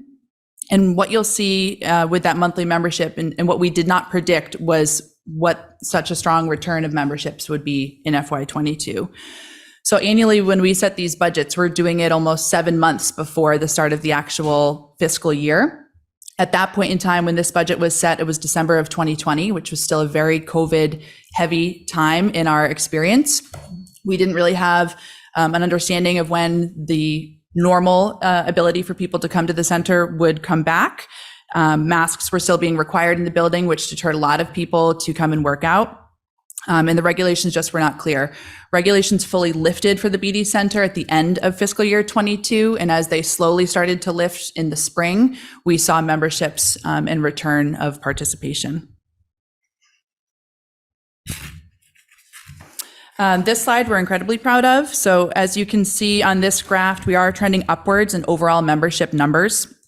In our calendar year 2022, you can see that the highest membership category was the single adult membership with about 850 units. And just behind that, we had our family memberships. And for the first time since 2017, we had over 300 family memberships, which is huge. That's the highest paying membership category, and it slowly continues to trend upwards. Just as a reference, November of 2021, we ended with 155 family memberships. November of 22, we ended with 279 memberships. So we've had a great increase of people upgrading memberships and new families coming and joining the BD Center, which has bolstered this revenue. So our membership team continues to work hard to track these trends and changes internally so we can better plan and predict our budgets. And these tools have become incredibly valuable internally as we do narrow in on what our membership revenues are expected to be.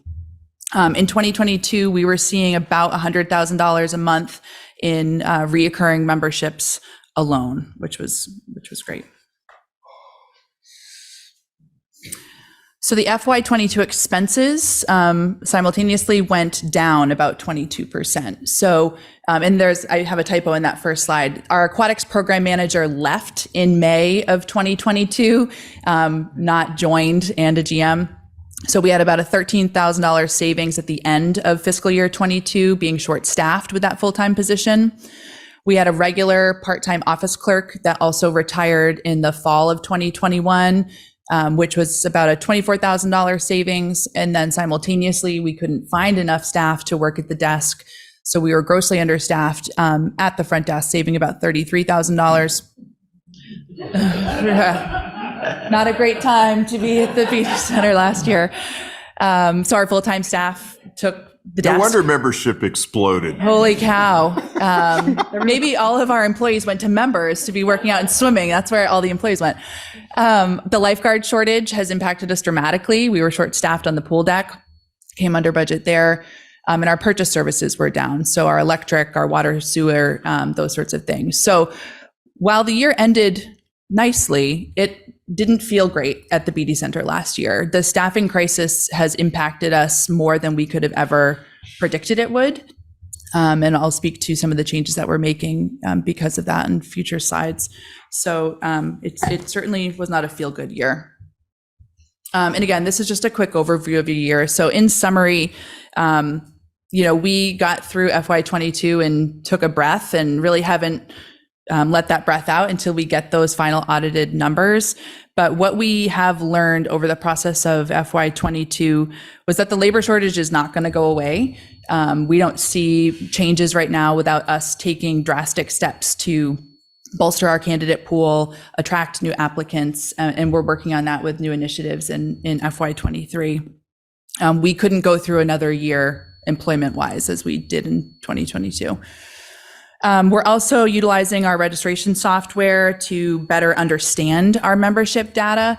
So a lot of people believe that the BD Center is just a place where seniors in town come to work out or swim, and that is definitely not the case. The data is showing us that 60% of our members are under the age of 50, and of that percent, 30% of them are under the age of 20. So that's a huge demographic change than what people typically think of the BD Center. And we need to use that data as we make decisions for programming to better support and attract those members that we currently have. We also went through a lot of facility issues in FY22, as the BD Center has for the last couple of years, and we're working to better identify the needs of our aging facility. We're working really closely with the town's facilities team, who have been incredibly helpful to help us diagnose issues and problem solve how we could make some fixes. We're also discovering that there's been some mechanical workarounds over the years, potentially because the project was too sophisticated or too expensive. But by not handling some of those issues that we've had, the facility is working harder to keep up with what it needs to keep up with. So we're identifying those things, and we made it a priority in our FY23 budget year to start focusing more and identifying these capital needs so we can be proactive instead of reactive as we've had to be. So that is the pause for FY22. Again, it's a very quick and dirty of how the year ended. Yes. Well, actually, I should call on other members of the board first. Any questions for our recreation? Sounds like you've made some positive changes, though, which is really incredible, even though it didn't feel good at the time. Yes, we've made a lot of great changes, and I've said this to Carrie multiple times. I 100% believe that we can turn the BD Center around. I have no hesitation saying that. It's just Rome wasn't built in a day. So it's going to take us a couple of years to turn this around, but on the FY23 slides, you'll see that we're making strides do that. I have a question. One of the great things about the beauty center is you can go there and there's people of all ages enjoying themselves and taking care of themselves. And there aren't too many places in town where you can do that. Maybe the library, but really where you can see that whole, and I think that's just great. I love being there. You made a comment about some people think that it's only for older people, but you're seeing more younger people come in. And are you targeting that group now? Because most of the people in Concord are actually older. So I just want to make sure that you're still taking care of the older population. Because most of us We will not neglect the older population. No, I think what I meant with that comment was we have to recognize that statistic as we make potentially some programmatic changes or some policy changes of how the center can function and how we can support families.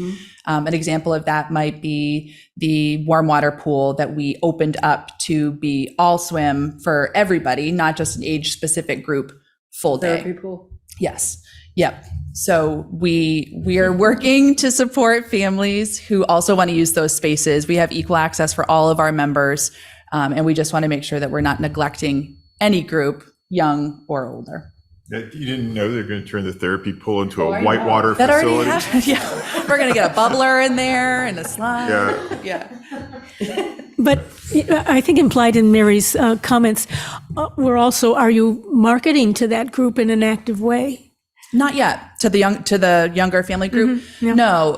What we're doing is kind of supplementing our program design. So we're adding new special events that might attract families or any age member, really. So we had a really fun the rock challenge last month where families could come after we closed. They brought their kids, they brought their grandparents, and we had some cool special events on the deck, different music on the overhead system. But that information gets out to existing members? Yep. Yeah, but not necessarily audience beyond there. Correct. We don't have a budget right now to really expand our marketing external to what our current capabilities are. And then I remember you talking about a new incentive program for your trainers to attract more business. Is that working? We have not fully implemented that program yet. The final details are still getting worked out with the town. Okay. All right. Well, I realized that the circumstances were quite unique, and that it wasn't what you intended to do, but to be able to increase revenues by 45% while reducing expenses by 22%, you should be on the cover of CEO magazine. No, thank you. No, and I realized it wasn't your intent to reduce services while increasing revenues, but it's impressive how it is certainly improved the financial status of the operation. And Should be on the cover of the Concord Bridge at least, right? But I did want to check in on a couple things. I did notice, for example, that the group exercise really lagged, and as a category. And I just wondered if you had a comment on that. Sure. That continues to be the group that we've seen the slowest return still, even with all of these increases of memberships and additional programs. We're trying to really pinpoint exactly what's going on there. One thing that we are very well aware of is we're not doing our best job at advertising group fitness. We don't have a full-time employee right now that oversees that. It's someone else's kind of second job, and this person is overseeing the facility. So we need to find a way to focus more of our internal resource on group fitness. Our new general manager, Kathy Ellis, who was here but had to leave, comes with a really unique background running a facility larger than ours. She has a lot of great ideas for programming. We're considering new kind of group exercise punch passes as well to see if we can attract people to come back. Group fitness also moved to a really virtual world since COVID. People buy the Pelotons where you can get really great fitness programs on your computer screen in your basement. There's virtual classes that people are hosting online now, even in town, that we're aware of. So it's just a different So day. some of it may never come back. Internally, we've been talking about at what point do we decide that the resource is not worth the return? We're not there yet. We're definitely not there yet. We have a really beautiful studio in West Concord. The BD Center has a small fitness space in its lower level, and we utilize the Hunt Recreation Center for classes. Well, and some great instructors.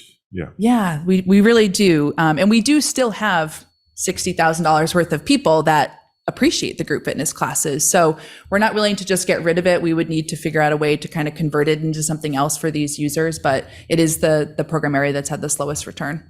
Okay. And so then most people are either coming to use the pool or they're coming for individual exercise on the machines, whatever they are. Self-directed. Mhm. Yeah. So in any other category that stands out besides those two? I mean, I'm just trying to think.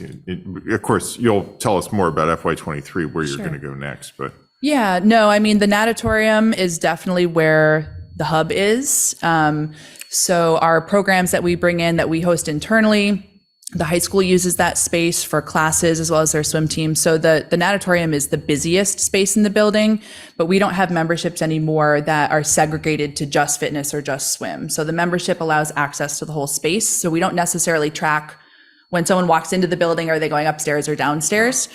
But we do feel like the busiest space is on the natatorium. The most risk is in the natatorium. So that's why we're focusing our efforts and our energies on the staffing for the pool, as well as the care of the pools Okay, themselves. and then my other question was about energy Yes. use and cost. Because Yes. it just, I think one of the things that I'm struck by when I look at the town warrant is just that the sheer size of the bills for Yes. energy for PD. Yeah, and I'll speak to that in the FY23. So BD is definitely one of the most energy hungry buildings in town. It always has been, and it probably always will be. We run 24 hours a day, 7 days a week. Even during the pandemic, we didn't turn the systems off.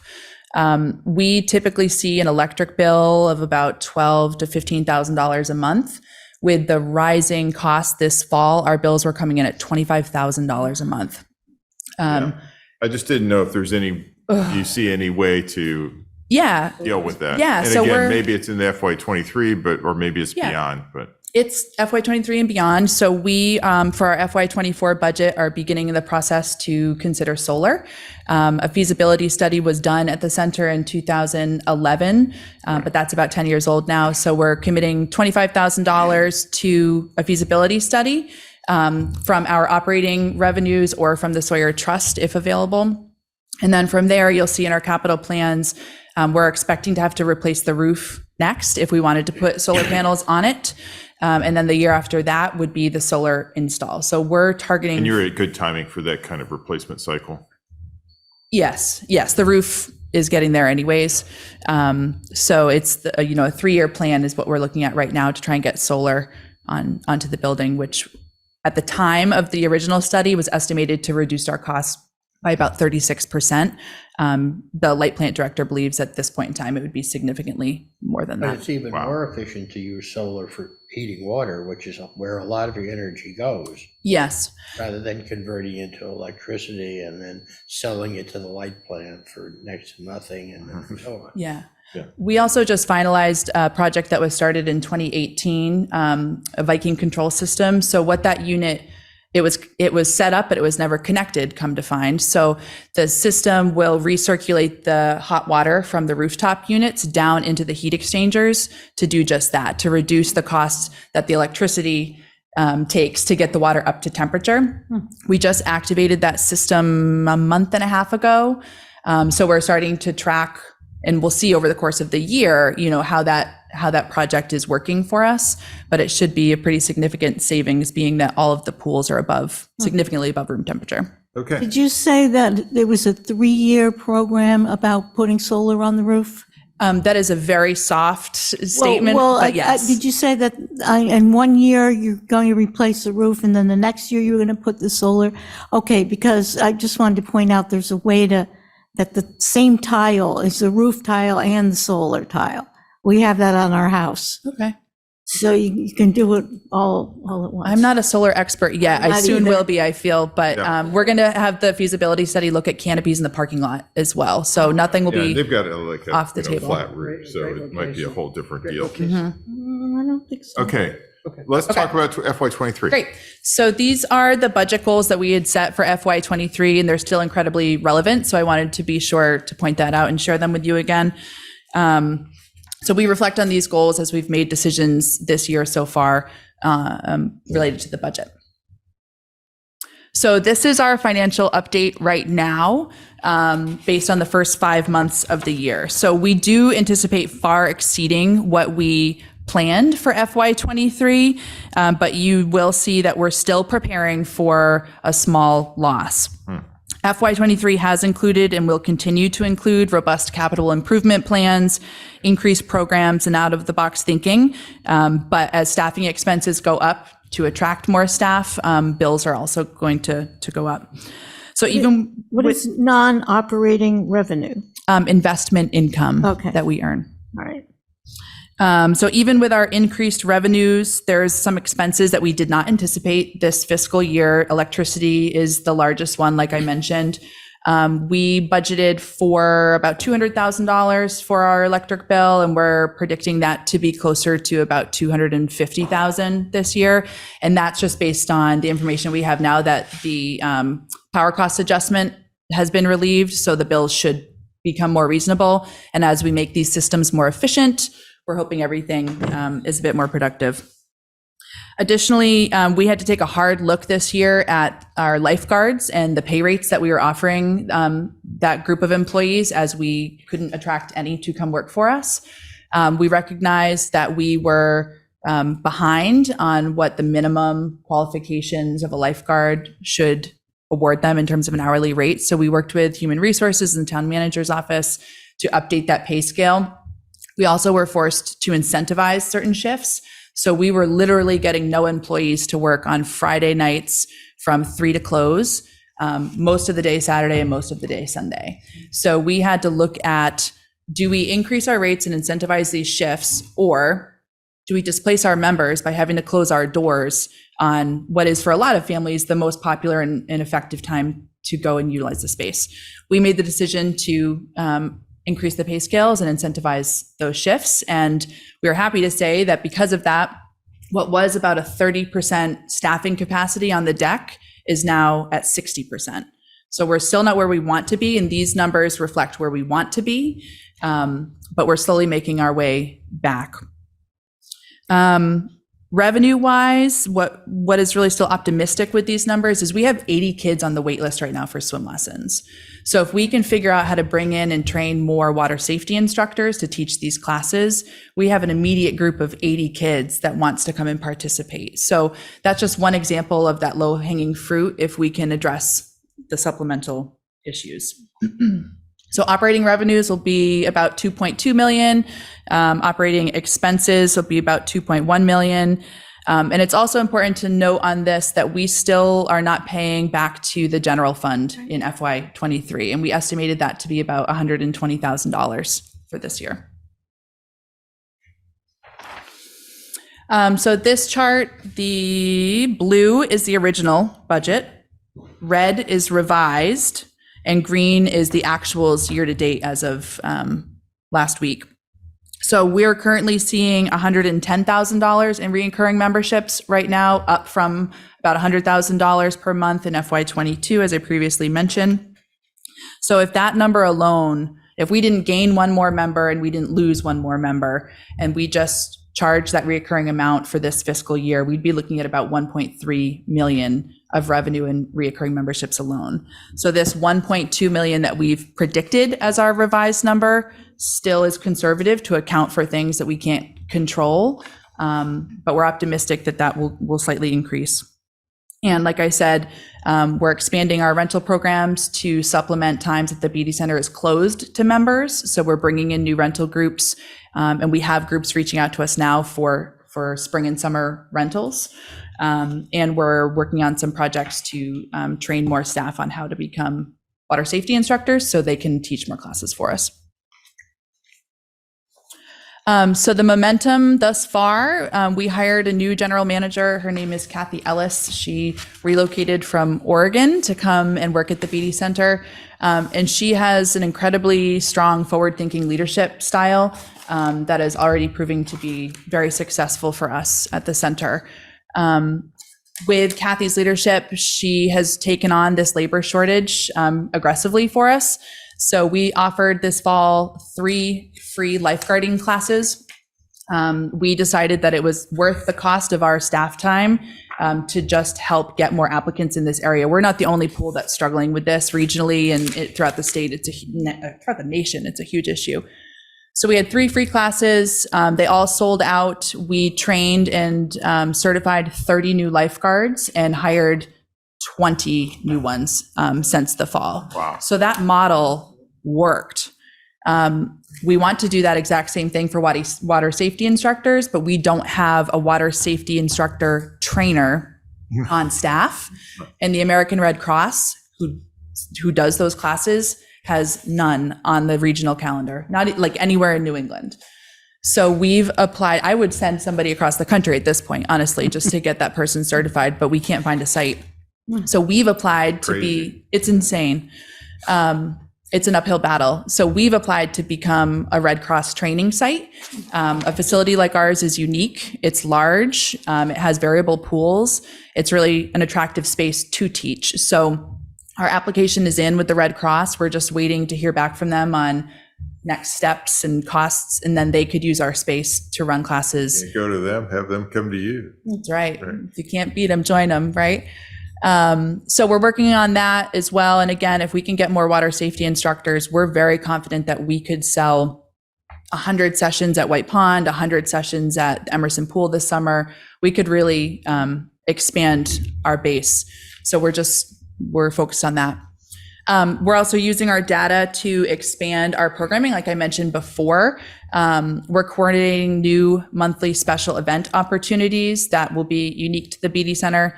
So on the revolving side of the operation, we offer monthly community events, the holiday tree lighting, a kite festival. Next weekend is Winter Wonderland. BD's going to start doing the same. We charge a very, very small fee to attend these events. But we're expecting to bring in about $8,000 next year, just like bare bones, very small special events. And then we hope to see that grow. This winter we did a Swimming with Santa event. We have a member who looks just like Santa Claus, and he came and swam with the kids. It was really wonderful, a great family event.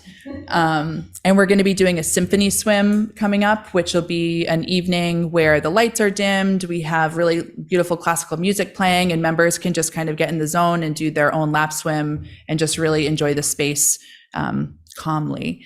So we're getting creative, thinking of these different sorts of events, and again, expect it to help with some small revenue.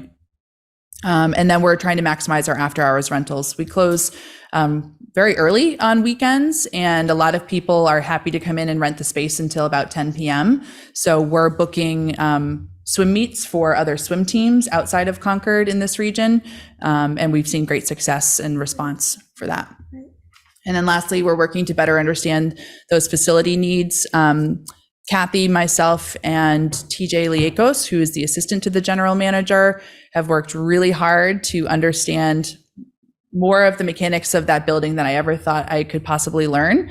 And in FY24, we're going to be prioritizing funds to pay for a recreation facilities coordinator who will oversee the building, the capital needs, the maintenance, the inspections, get all of our quotes in order. So when something breaks, we know where to go. So that will be huge for the center.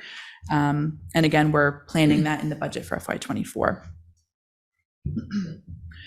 So in order for the BD Center to be truly sustainable, we need to see our revenues exceed our expenses enough to include those general fund contributions and our capital outlay program. When we get to that point, then we will feel like we've succeeded and we will be okay. Like I said before, I don't expect that it's going to happen this fiscal year or even next fiscal year, but I am confident based on what I now know as being the director for 2 years and what I've seen BD be capable of. I'm very confident that we can turn that place around. So this chart just shows that we're trending in a positive direction. We recognize that our expenses have rose, but we're going to get to a point with staffing where we're in a comfortable place, where we understand what the expenses of the staff should be, and it'll be not so variable as it's been these last 2 years. Surprised to see the revenues be flat for 23 versus 22. If we can, after such a huge decline. if we can get more staff, I'm very confident that that number can go up. It does seem like there's still headroom on memberships, right? You historically, you used to have more. Yeah. It's important to note too, when the BD Center opened, it was a different membership model. So you could purchase just a swim membership, you could purchase just a fitness membership, or you could purchase a combined. So those family membership numbers, I don't have the original data from 2006 on like what that really. The breakdown. Yeah. So I don't know if it's apples to apples comparing it, but we do know that there is a large influx of new family memberships with age groups of family members under the age of 20, and we'll be prepared to program for them as soon as we can find I guess more the nature of the question is, do you have the sense that you have capacity now still for more memberships without hitting a saturated thing where people are waiting in line for machines, or Sure. they're not able to get a lane, or Yeah, and Mary's a member. Maybe she could speak to that experience for her. I will say, as I sat at the BD Center in the general manager's office from March of last year until middle of September. So I got to see very closely the in and out of the building and who's where. We do not have a lot of people utilizing the cardio room. We have a lot of people using the strength room, and we're seeing more teenagers and high school students coming over. And then we see a lot of people of all ages and abilities using the natatorium. So we're kind of evaluating the use of space. We're working with a company to really evaluate how our equipment is in the upstairs of the building and if we could make better use of the space for different reasons. So nothing is off the table at this point. right, but you don't have a sense of being at capacity. No. But Mary, do you have? Well, there are some times during the day when it's really hard to get a lane and everybody's sharing a lane. But then there are other times when you go and it's wide open. So it's very up and down. Mm-hmm. I've never been there when I couldn't enjoy it. Yeah. So, yeah. Good. We do have our registration software can track when people scan in. So we can see trends of time of day. I just can't tell where they go. So once they check into the building, again, I don't know if they're going downstairs to the pools, but we can see those times that are busier than others. Yeah. Just two quick comments. Terrific, all the creative ways that you've tackled some of the challenges that have been before you. The revenue on the special events is relatively small. And, sometimes the amount of effort that goes into a category like that, unless you're able to turn it over into memberships or whatever, is really not worth it, particularly when you're dealing with staff shortages and people maxed out in terms of what their responsibilities are. That's just a comment. And then the other thing I noticed that you're counting on hopefully some growth in the swim programs, which would count on White Pond. Yes. And I'm wondering what risk you're at for that, given, the bloom, Cyanobacteria. the blooms and everything else. Yeah, so we, BD operates the swim lessons at White Pond and at Emerson Pool. We have scheduled the lessons, so if there is a closure at the pond, there's space available at BD. We had the same model last year and it worked well. We were also able to do it with inclement weather, so we never had to cancel a lesson for those families in the summer, so BD's the backup site. Yeah, good. This slide, the last slide, is just a snapshot of the fund balance. So we've been told that we should always be sure to have at least 6 months of operating expense in the fund balance, and you can see that we have far greater than that. The slide shows FY21 to FY23, about $1 million in fund balance growth. So it shows that we're trending in the right direction. And again, I do believe from what I've seen for the 2 years that I've been the recreation director for Concord, that the BD Center is such a unique space that has really only scratched the surface of its potential. And we expect to see this to continue to increase. You put together a capital plan for when you do the warrant article. I'd be interested in seeing that because We've spoken, it's going to cost a lot of money to replace some of those. That's what's on my mind. Yeah, those 4 swimming pools. Yeah. So, yeah, and you've got a lot of equipment there, so a capital plan is something that I would really be interested in seeing. Yeah, I don't know if I'll have a full, beautiful capital plan organized by town meeting this year, because we're still trying to identify what is happening. We're bringing in outside contractors to help us do an audit of the mechanics, to tell us this is broken, which means that's broken and it's under the pool deck and you can't even see it. Nobody would even know it. When we replaced the filter sand this fall, we ran into some of those exact scenarios where we needed something to happen, but it couldn't because something was broken that we didn't realize was broken. So we're working to identify things. I think the worst part about last year too was that a lot of things broke. So a lot of things are new at this point in time. We confidently have replaced every motor and impeller in that building.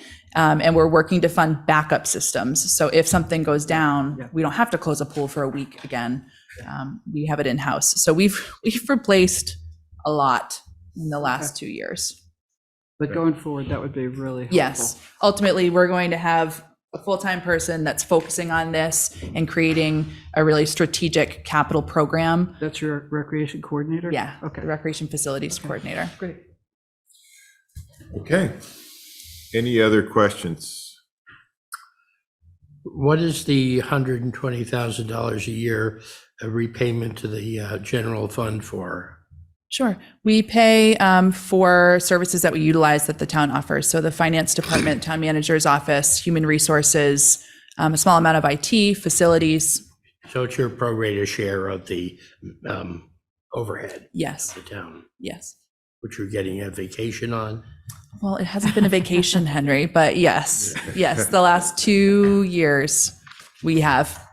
But we fully expect for that to return, and we'll be creating budget models to start reintroducing that expense. All right. Thank you very much for your presentation and your hard work, and it's really showing. It's Thank great. you. Stay dry. Stay dry. Okay, so now we'll move to our next agenda item, and I realize it's getting late, but so you're probably aware that we've had this effort to consolidate the 2 sustainability committees in town into one. And so here in your packet, you can see the draft chart that has been reviewed by both the Climate Action Advisory Board and the Comprehensive Sustainability and Energy Committee, and both have voted unanimously to support the consolidation along the lines of this draft chart. So this is now being presented to the board, select board, where we have the authority to create the charge. And then at a subsequent meeting, we would nominate and the members, and of course, disband the existing committees in order to create this new consolidated committee. Now, the one unique thing about this charge is because it's a consolidation and because we have dedicated members of both committees as it stands today, I did not want to create some sort of contest for membership on the new committee. So what I've proposed to do is to enable any existing member to join the new committee and be eligible also for renewal if they were eligible under their current committee. And I actually realize now I missed a clause that probably needs to be added to this, which is that the number of members of the committee will be the number that does get appointed, and until those appointees roll off, and at each time that total number of members will be the number until it gets to 9. And at that point, we would remain at 9 going forward. Okay, so that's the idea, and people have liked this concept. I do think that the grand majority, if not all, of the existing members are interested in proceeding. with membership. So they will each have a meeting subsequent to this where I think we would get that nomination process rolling. How many people would be? So each of those committees theoretically has 9 members. There may be an open slot or 2. Okay, so it'd be big, and I think that we'd probably organize into subcommittees, but that's still being discussed. Okay. Can you do me a personal favor? What? Which has no substance to it, but it would be converting this into more adult English. Adult English. Which would be to delete the word impactful, which is a word that doesn't exist. Okay. And is also unnecessary, because or if you really need a word to qualify educational and incentive, you could use the word effective. Yep. Okay. I suspect it was a cut and paste from the prior document. And on the next page, I'm not a big fan of impactful myself. Please change conformance to conformity, which is a more grown-up word. Okay. And it occurs twice. And then I'm happy with it. I really don't understand what it does, but I just want the language to be more comfortable. And I kind of have a similar comment. I liked it. But I could tell it was a cut and paste and just for flow in the very beginning in the background. Yeah. So the first paragraph looks like it's the background from one committee, and the second paragraph looks like it's the background, So instead of Wanted everybody to feel included. well, they would.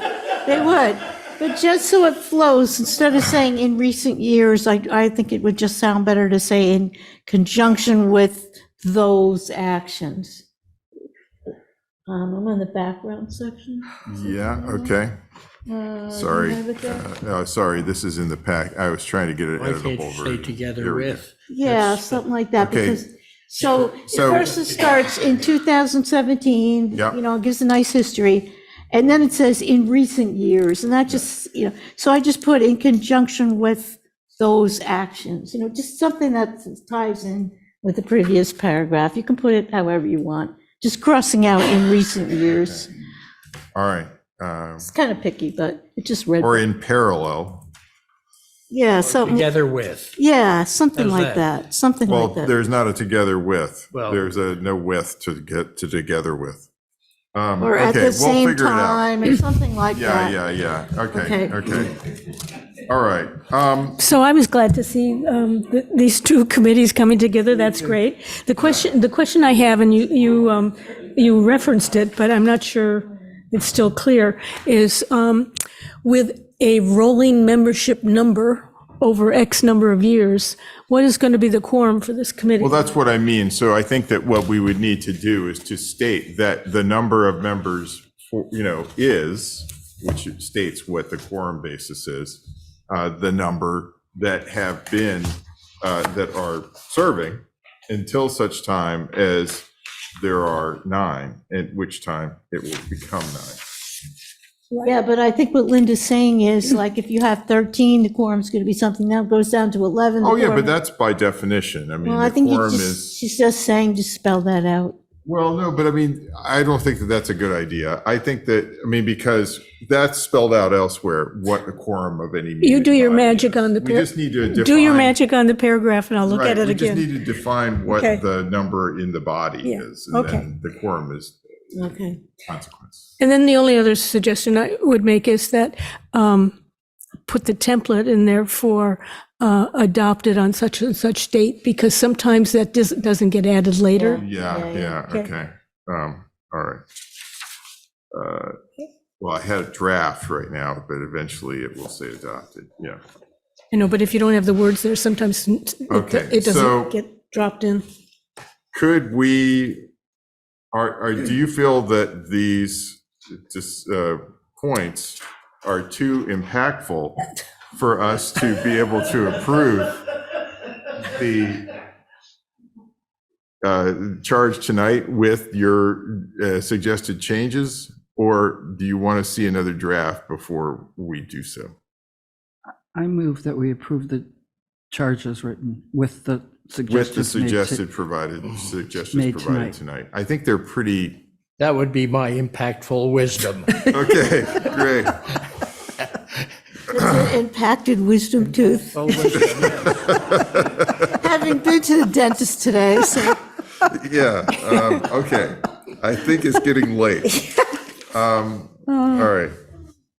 I think then. okay, we can so get a motion to approve the Sustainability Committee charge as included with the amendments discussed tonight. Second. All in favor? Aye. All right, thanks very much.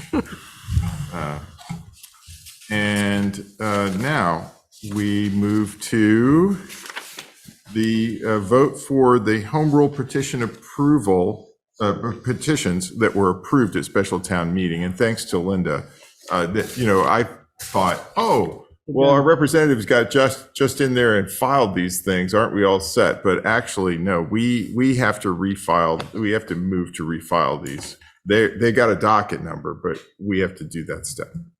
So. Move to refile Article 1, fossil fuel infrastructure, confirm authorization to apply for participation in fossil fuel-free demonstration project. And Article 2, reauthorize special legislation petition, real estate transfer fee for affordable housing. And Article 3, reauthorize special legislation petition, building permit fee surcharge for affordable housing, approved at special town meeting on January 19th, 2023. Go a second. Second. Okay. All in favor? Aye. All right. Now to nominations. Okay, diversity, equity, and inclusion. We are nominating Joe Palumbo of 90 Black Horse Place for a term to expire April 30th, 2025. And for Historic Districts Commission, Timothy Whitney of 315 Lexington Road as an associate member for the Concord Museum for a term to expire January 1st, 2027. And appointments.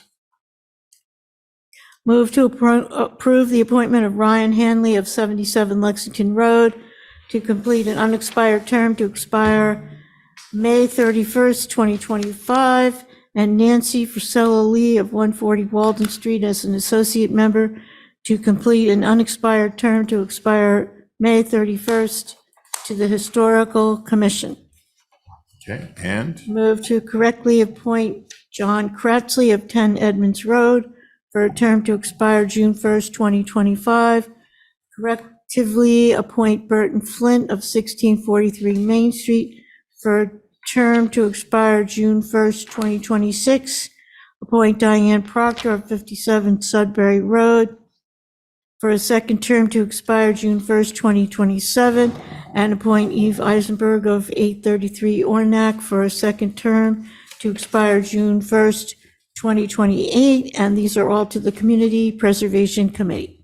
okay. And move to correctively appoint Nicole Hammond of 76 Prairie Street for a term to expire May 31st, 2026 to the West Concord Advisory Committee. And finally, to appoint Julie McClure of 2128 Main Street for a term to expire May 31st, 2026 to the Concord Housing Development Corporation. Okay. Second for that. Second. All in favor? Aye. It's great to see all of these town volunteers joining committees, some of them correctively. Okay. Correspondence. I don't believe we had anything in our packet this week. Oh, at the very end of the packet? What happened to the letter from Rich Feely?